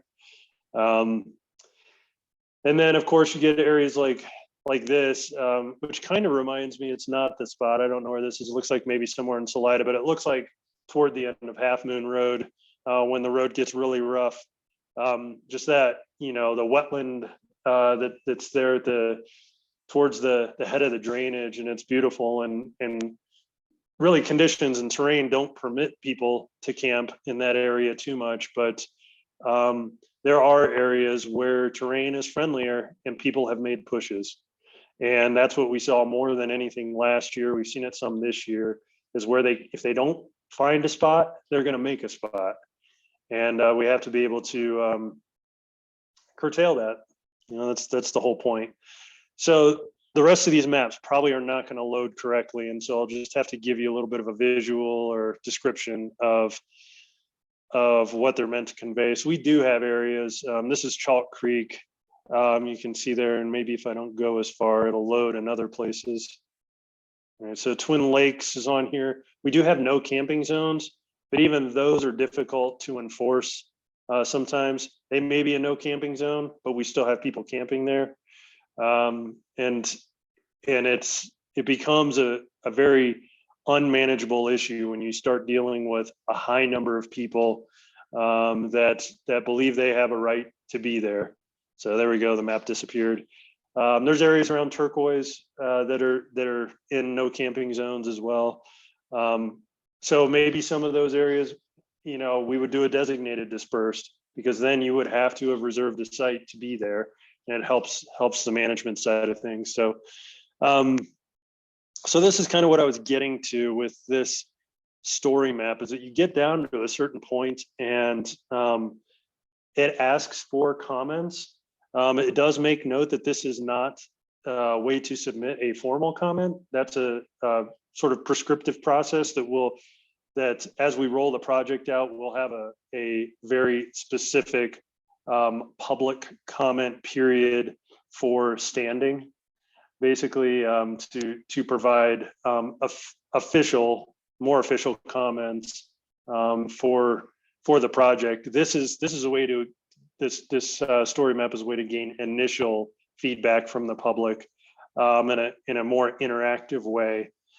So that we do ask for feedback in this, and we have, if you scroll down a little bit more, let's see, it's the map above that doesn't show up. And I'll stop sharing at this point. Let's see. Yeah. Pat, is this a live link, or are you still? Okay, I looking? can't hear you. Hold on a second. If anybody was trying to talk to me during that, I probably wasn't hearing you. So if there were questions that were popping up, my apologies. That's okay. Can you hear me now? Wait. Oh, wait, now all of a sudden my headphones have decided to connect again. Can you hear Okay. me? Yes, I got you. All right. All right. Nobody, we weren't trying to, we were listening. Okay. Don't worry. Okay. Do you, sorry, is this link live now? It's not. So that Okay. that's a great segue into the last piece of this is putting a map on this story map that is interactive, and it should show up here. I don't know why it's saying I don't have access, but it's a map that allows you to scroll across both districts, and it will identify these high concentration zones that we have of camping. And so right now we're sort of going back and forth about how do we want to show that, because we want to convey the picture to the public of what we're dealing with, the scale of this issue. And there's different ways to do that. So right now we're going, back and forth between some different options as far as that goes, but it will allow people to zoom in on the map to concentration areas if they have a comment about either a particular area or just the project overall. They'll be able to make their comments within the story map. And then we'll use those comments to build out on how we're developing the project at this point. So that takes me to where we are right now. We've got the story map as a product. We've got what we call in NEPA parlance, the proposed action. And we're developing the proposed action. We're actually finalizing that tomorrow. We have an interdisciplinary team tomorrow to help finalize the proposed action, as well as our purpose and need. And that's really what the story map covers, is a lot of those same things on the purpose and need side. Proposed action to some extent, purpose and need to some extent. And then the next big step that we take, and that we're really trying to understand how this looks, is that we know where the camping takes place now to some extent. We've inventoried the majority of sites across both districts, and that's why I can say it's thousands of sites at this point. Hundreds in certain drainages or hundreds in certain areas. What we don't know is where those are in the future, of course. And that's one thing that we're trying to consider as much as possible, because we understand that we have to account for the issues of tomorrow, because we know if we start taking action in one spot, then that same sort of use may occur in a new spot, a different spot. So that's why we're trying to take a really wide-ranging approach to this, but one that tries to make decisions based off of a framework that is about sustainability for the user experience, the quality of the camping experience, maintain the quantity that we can, but also the sustainability just from a resource experience. I've said that multiple times. And I think that's how we're probably going to get to something that is useful, not only after a decision is made on this project, but then years down the road. We won't say, oh, I wish we would have thought of that. There's always going to be hindsight in just about everything you do. You didn't do something perfectly, but we do want to try to account for those areas that we still know we need to manage, or that we will need to manage in the future. We just don't have issues there yet. As population growth continues,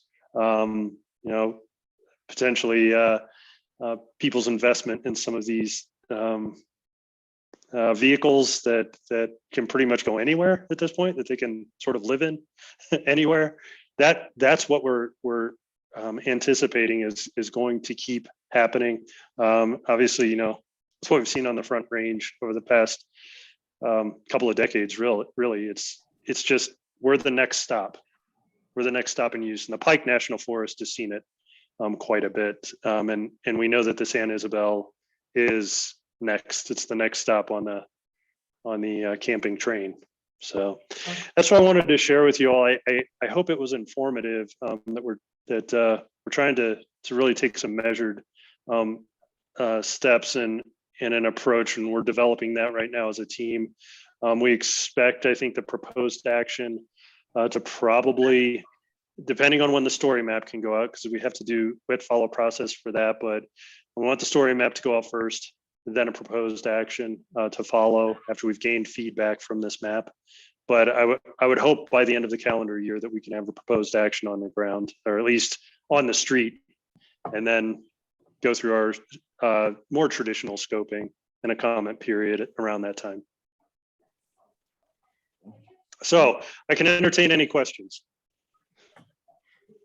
Pat, I would love to just say, and the Forest Service, you all had representation. Jim Fiorelli joined us last Wednesday at that workshop with a lot of stakeholders on recreation impacts, and business owners and land managers and folks to share kind of priorities. And we spent a large chunk of the time talking about the decisions that we make, keeping the number one priority in mind of the local community member quality of life, and that natural resource management to that end of maintaining the character and the quality and the preserving the natural resources that we have for our community and the quality of life in the community, and making decisions around tourism with that as the umbrella over any other underlying priorities in promotion and decision making and enforcement. So I'm not sure if that was yet relayed to you from Jim, but we sure were appreciative that he was there to add to the conversation. And I think that you have, as a member of the board, in places to represent folks with water issues, water stakeholders, and we have a Lake County Conservation District member here today with us in the room. I know that's a big concern, not only for the water, but those ditch rights and the conveyance of that water, and our locals, just the user experience in general. And another comment made at that meeting was, we are attractive because we are still small and we are not overrun, and we cannot develop that at any expense. And so I think this is a very welcomed step of the Forest Service, and any way that we can help inform and assist you in the development of this. I think we all are ready and willing. Yeah. Yeah, thanks, Commissioner Mudge. I appreciate that. Jim did share that he attended the meeting, and it sounded like there were several overlapping values that we share locally here. I do want to be sensitive to some of the historic use that's happened in the community, and some of the things that they value about being able to have areas to recreate in their backyards. That's really important. And some of those areas are being compromised. And we are going to have to try to find a balance there. Some of those areas we do need to just have a different approach maybe to how they've been managed in the past. Even though it might in some cases seem limiting, it's, at the end of the day, they're not going to be places left where that people haven't exploited, I would say, for lack of a better term.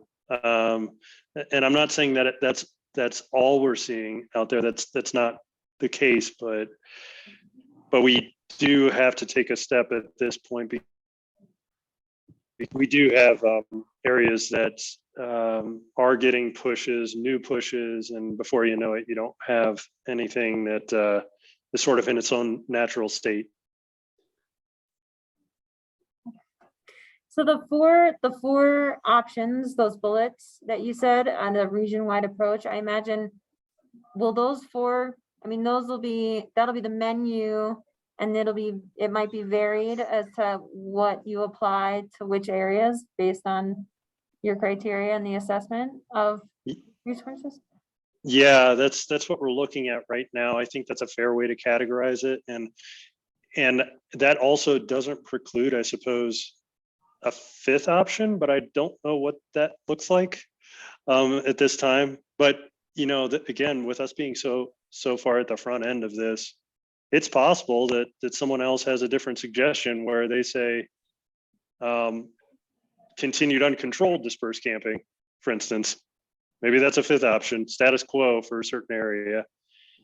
And that'd be a little unpalatable, frankly, and not very sustainable. But maybe it's something we would have to look at, but I don't want to foreclose on anything that might come through as an option from the public. Sure. It wouldn't be one blanket application, I think was my point, really. There would be that. Correct. Yeah, I think we're looking at a combination of things to address the issue. Commissioners, any questions for Pat? Although I'm sorry, you didn't offer this up as a discussion necessarily. That's okay. That's okay. I think I probably, I appreciate the generosity in which you've given me time. I didn't time this out at all. So I probably took more than the 15-ish minutes that I mentioned that I might need. So I apologize if I'm impacting your guys' agenda. No problem. Okay. My only question is, do you have a plan to kind of like market this or push it out to the public for the comment period? Did you hear that question, Pat? Yeah, I think, is there a plan to market this to the public prior to, and I didn't hear the end part. Market it and push it out for a comment period. So we're going to use just about every outlet that we can for this. We do see this story map as being one of the primary ones, and then pushing this out, because we can link to the story map through, Facebook and Twitter and our website. We'll be putting out some information in the local papers as well. I know that's, but it reaches a different audience. You kind of have to account for everybody at this point. So that's sort of the plan as far as that goes in a nutshell. What I will say is that the desire to address this kind of camping is not a secret.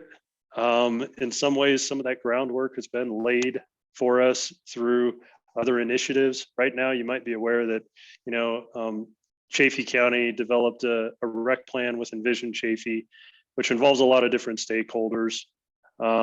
If you live here locally, there's a good chance you've probably heard of that plan, and although it's gotten mixed reception, I'd say on the whole, it's seen as a really positive step, but they've done a lot of marketing associated with that. So there is a head start on it. There is some awareness. The Bureau of Land Management is already trying to pursue dispersed camping management on their own, as well as CPW. So we're not doing this independently. There's a movement towards doing this because we all see what's happening and realize we have to take some steps to address it.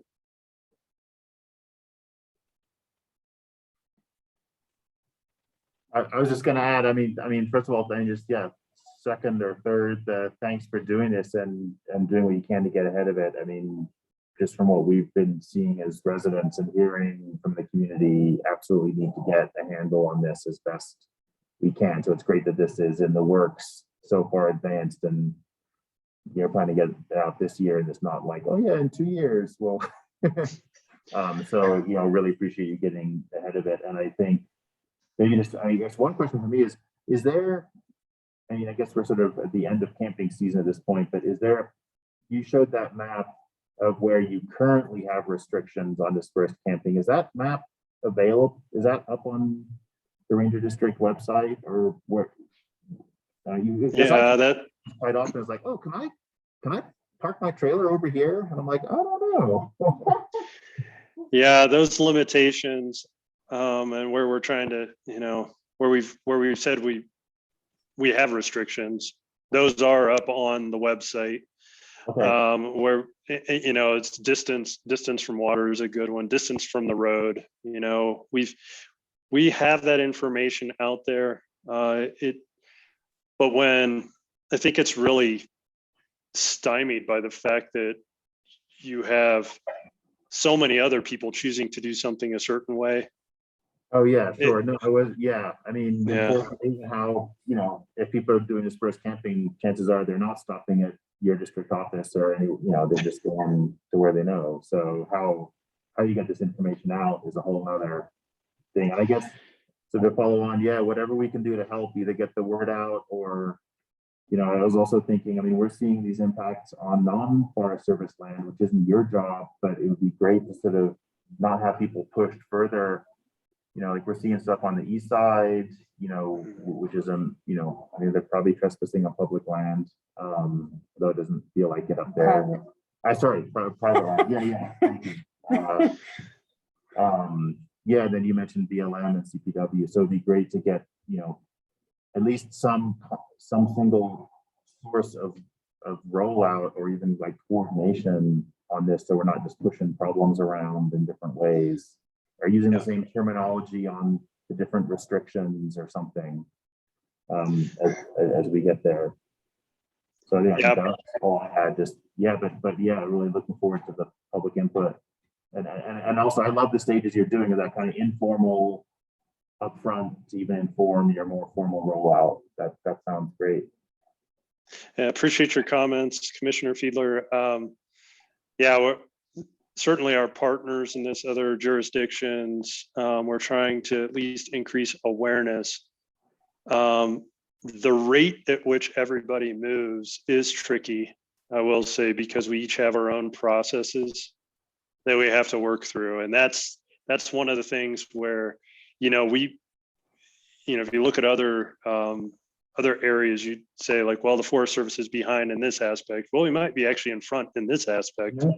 So it's just a matter of trying to manage that. But we're aware of the squeezing the balloon concept, and in not all cases can it be totally synced, though.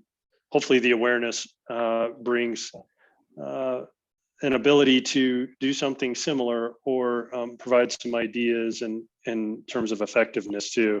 So it's going to be an interesting process, but I do think, we're just trying to be responsible for where we can make a difference at this point, even though there might not be exactly concurrent processes. Great. Yeah. Thanks, Pat. So is it going to be the same timeline as far as getting that link live and the proposed application of remedies? There'll be a little bit of a gap there between when this gets released, because it doesn't have the specific proposed action, specific purpose and need to it. It's sort of like it speaks to those things, but it's meant to just get that front end input that's more casually seeking front end input, and then we get more formal seeking of the input, and we use what we get off of the story map to refine anything in terms of the proposed action, purpose, and need that get pushed out after the story map, but in a pretty close time frame. Okay, very good. So hopefully you guys will be seeing this soon, and again really appreciate the time to share with you all, and hopefully we can make some progress. I appreciate the support.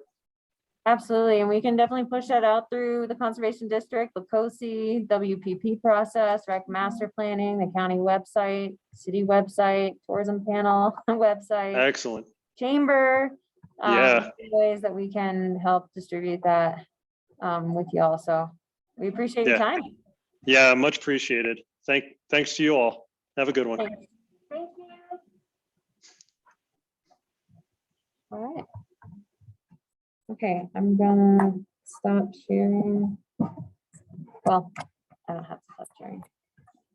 Drives me nuts that fan goes on and it overheats after about 12 minutes of presenting. That doesn't help that much. All right, okay, I think that is, let's see, Give the liquor license. liquor license. Okay, thank you. Let's move. Shimmy, shimmy. Okay, where's my, there we go. Thank you. Thanks, Tim. Yeah. Okay. Okay, renewal of the fermented liquor license. We're not opening, are we opening public hearing? Are we? I don't think we have to have a public hearing, it's just a renewal. Yeah, it's just a renewal, so we don't have. to- All right. Somebody just stress the application. Any questions? Very good. Yeah, we have the renewal of the fermented malt liquor license for Safeway Store 46 Incorporated, doing business as Safeway Store number 2824. And yeah, here we ask clerk if they've submitted all the required paperwork and fees. Okay, So I've got the application here. That was like all the things on the.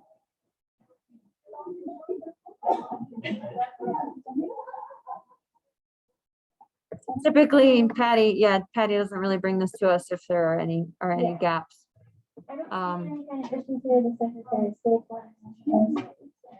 And checks, great, okay, fees look like they've been paid. Well, given that all documentation is presented to us in order, I'll entertain a motion for the approval of the renewal of the fermented malt liquor license for Safeway Store 46 Incorporated, doing business as Safeway Store number 2824. Second. Okay, any further discussion? No, thank you. All right, all those in favor, aye. All right. I, Okay, very good. All right, well, that will conclude our 7 items of new business then. And we'll go into reports, minutes, bills, and payroll. So as mentioned at the beginning of the meeting, I was only able to get through the first 4. Would you like me to pull those up to look at? Do we want to, sorry, we're always a little clumsy going through minutes, and I apologize for that. Do you want to go through some of the corrections and highlights, or? how are we doing for things on our calendars, extra time? Today, Yeah. let me check. Yeah, it doesn't look like we have any, this is just some quick pickup we did this afternoon, but. If you want to share those, and we can go through them. Okay. All right, well, I only have the first 4 again. Okay, so the first one is June 7th, 2021. This was a regular meeting, and my first comment was, and Cindy, just for your reference, I'll send all these commented and they're all track changed, but if you could add the date that meet and greet was scheduled for, I could also share that with you. So do you want to share screen rather than just project? Sure. Yep, I can do that. We can do that.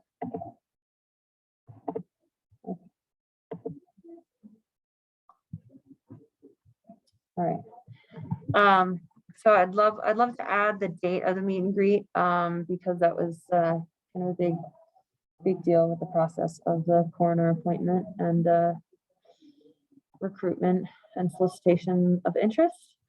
I just put a vaccination clinic would be held regarding COVID.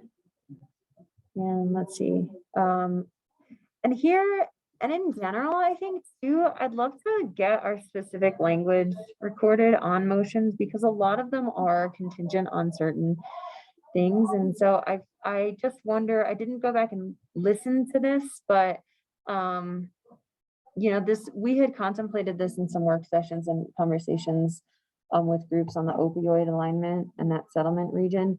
And I maybe remembered some of this language that I inserted here, alignment with the 5th Judicial District, being an important part of our decision on that.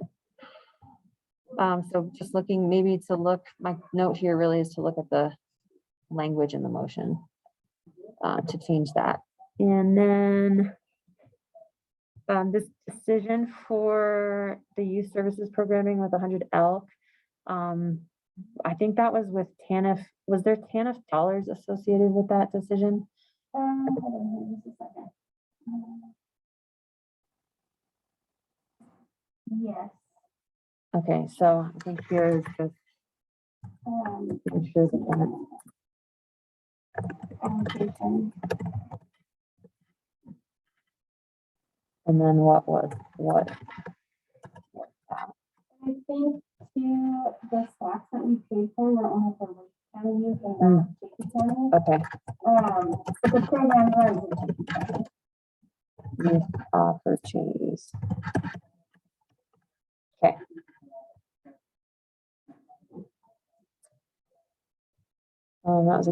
That's another good, distinction there. And then my next comment was, I mean, this is not a big deal. I'm assuming since I opened the public hearing. I'm sure Kayla reminded me to open it. Maybe that's where it came from. And then just a little housekeeping here. It says public comments not on the agenda. And then it lists the two public comments. So just striking, there were none. So that's that first one. Are there any other comments on that from you guys? Okay.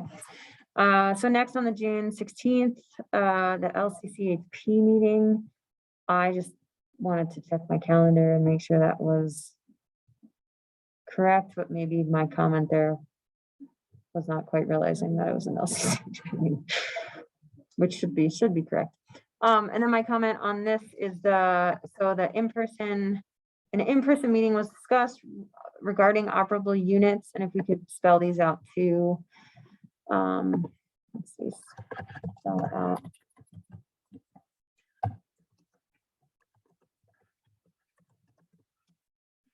Okay, and this was specific to revisiting and bringing up the conversation again.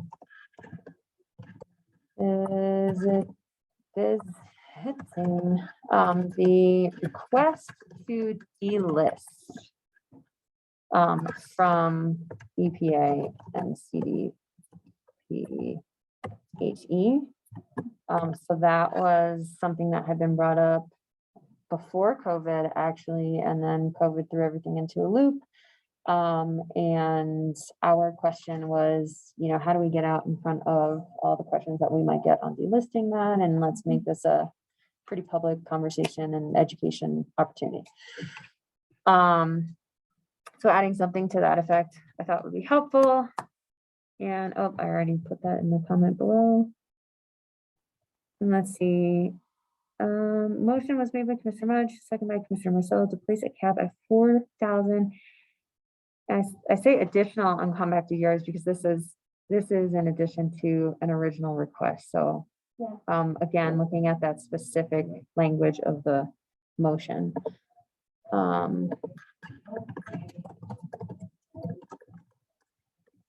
Okay. Those are my comments for the 16th.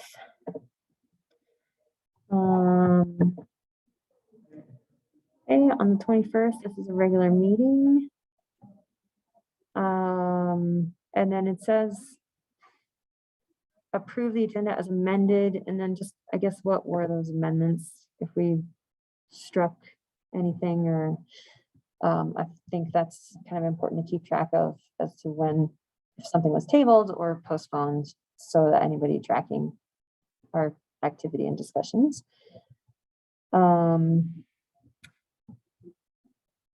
Let's see, IME, just spelling that out. The infrastructure what even is it? I can't. I think it's IMS. IMS, that's system, because it's. It is IMS, right? Yeah. So spelling that out and not having the acronym would be awesome, Cindy. And then that presentation was done for Public Works. So I have that in the comment. Let's see.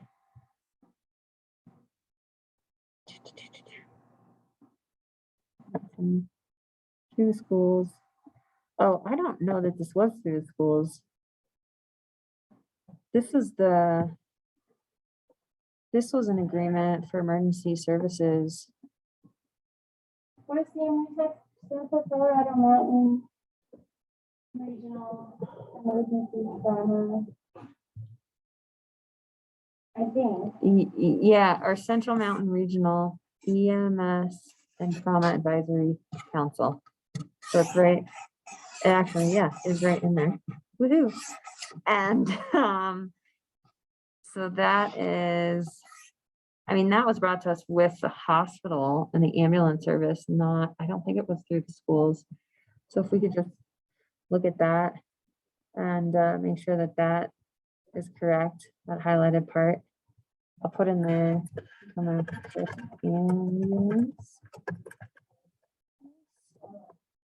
or St. Vincent's Hospital. And then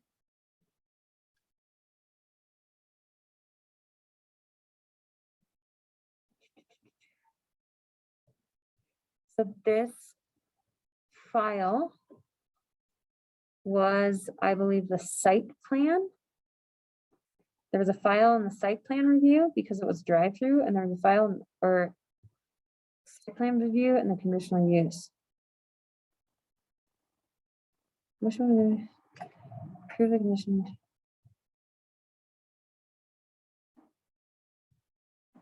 And so if we could have both files listed. So you need to add, maybe add the title of the file on the first and the file number on the second.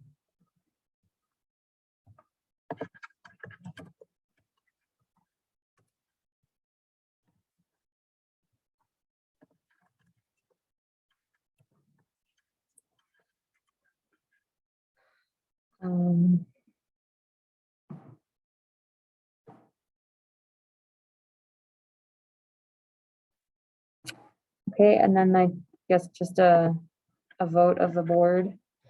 I guess this is presuming that it was a unanimous vote, which I believe it was for the fee waiver on the special district, but and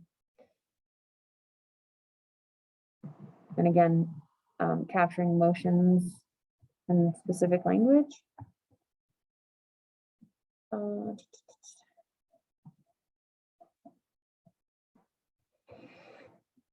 Right, and then I don't know if you all read this with ambiguity that I did, but motion was made by Commissioner Marcella and seconded by Commissioner Fiedler to approve the Lake County Core Policy and Procedure. This has not been updated since 21. All commissioners voted in favor. Okay, approve the Lake County Core Policy and Procedure. The procedures, I don't know. Maybe that doesn't need further clarification, but maybe it's like county core policies or policy and procedure document. I just thought maybe there was a bigger, we needed another little reference that there is actually a document that outlines steps, but maybe not. What do you think? Can you put that in? Procedure. And procedure documents. Policy and procedure document. It is one document, right? Yeah. Your document. Okay. Okay. I just think that helps actually identify like a document rather than just a theory or verbal. Okay. Great. I thought it would be helpful to add to the decision to reallocate funds in the recreation budget as proposed by the rec director. And I think those are all of the comments I had there. And I only have one more.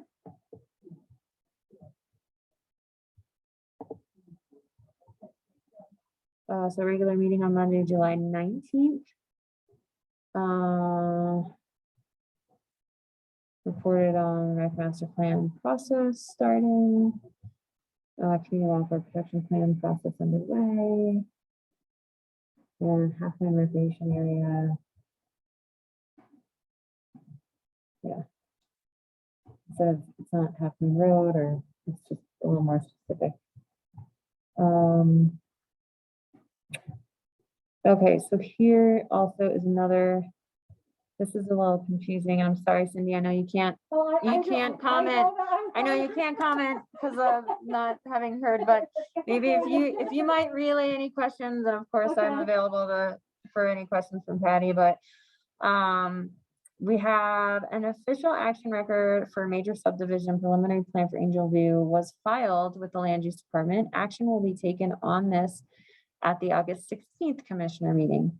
But then we have the action to approve the preliminary plan unless this official action record is the code amendment request, and this below is the subdivision, right? It's not quite clear why it's saying this first sentence or the paragraph is an official action record for a major subdivision preliminary plan for Angel View was filed. Action will be taken on this at the August 16th commissioner meeting. Then the following paragraph is motion was made by Marcella, seconded by Fiedler to approve the resolution regarding the Angel View major subdivision preliminary plat. Land use plan, land use file 2019. So Let's check on that. is this okay. Yeah, and this is the July 19 meeting. I think in the official action record for Angel View, we added motion. I think. Okay, and that might be the And so, case too. yeah, Okay, maybe that the official action record had an additional condition, because I know we added something. So we can ask Anne perhaps. yeah, let's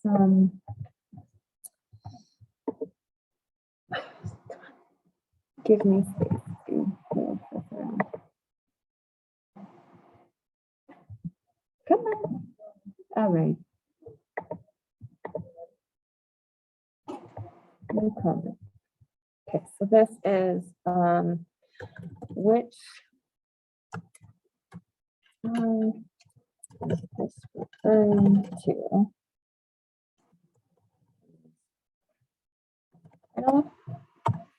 And then this is just double checking. Let's say double.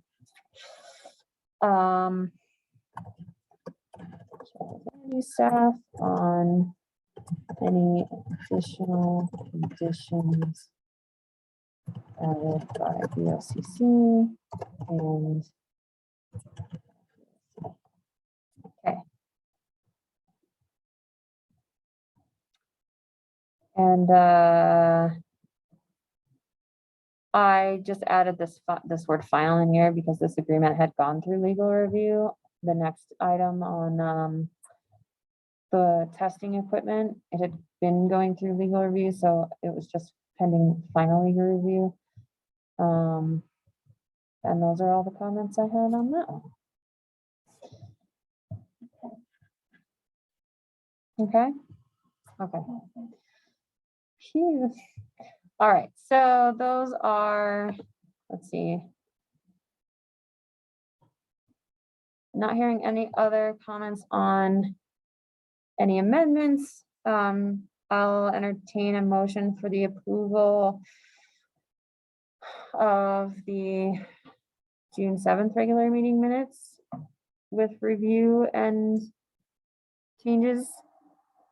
The June 16th LCCHP work group minutes with review clerk review and changes. The June 21st regular meeting minutes with review and changes, and the July 19th regular meeting minutes with review and changes. Second. Okay, any further discussion? Second. All right. All those in favor? Aye. Aye. Okay, and so we will table. See, we did these. So we will table July 22nd, July 26th, July 26th, July 26th, August 2nd, and August 16th until for our next meeting. And I will do my best to get some of those comments sent out well before our next regular meeting where we will review those.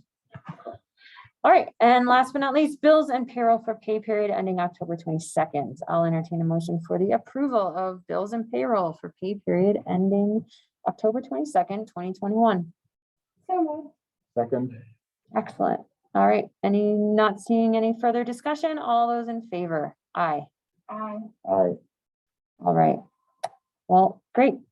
I think that wraps it up. And at 3:22, there is no public in the room. We are left here alone. Is there anything else to mention before we adjourn? Nothing from me, thank you. Okay. Okay. All right. All right. At 3:22 then we will adjourn. Thank you so much. Thank you. Tony.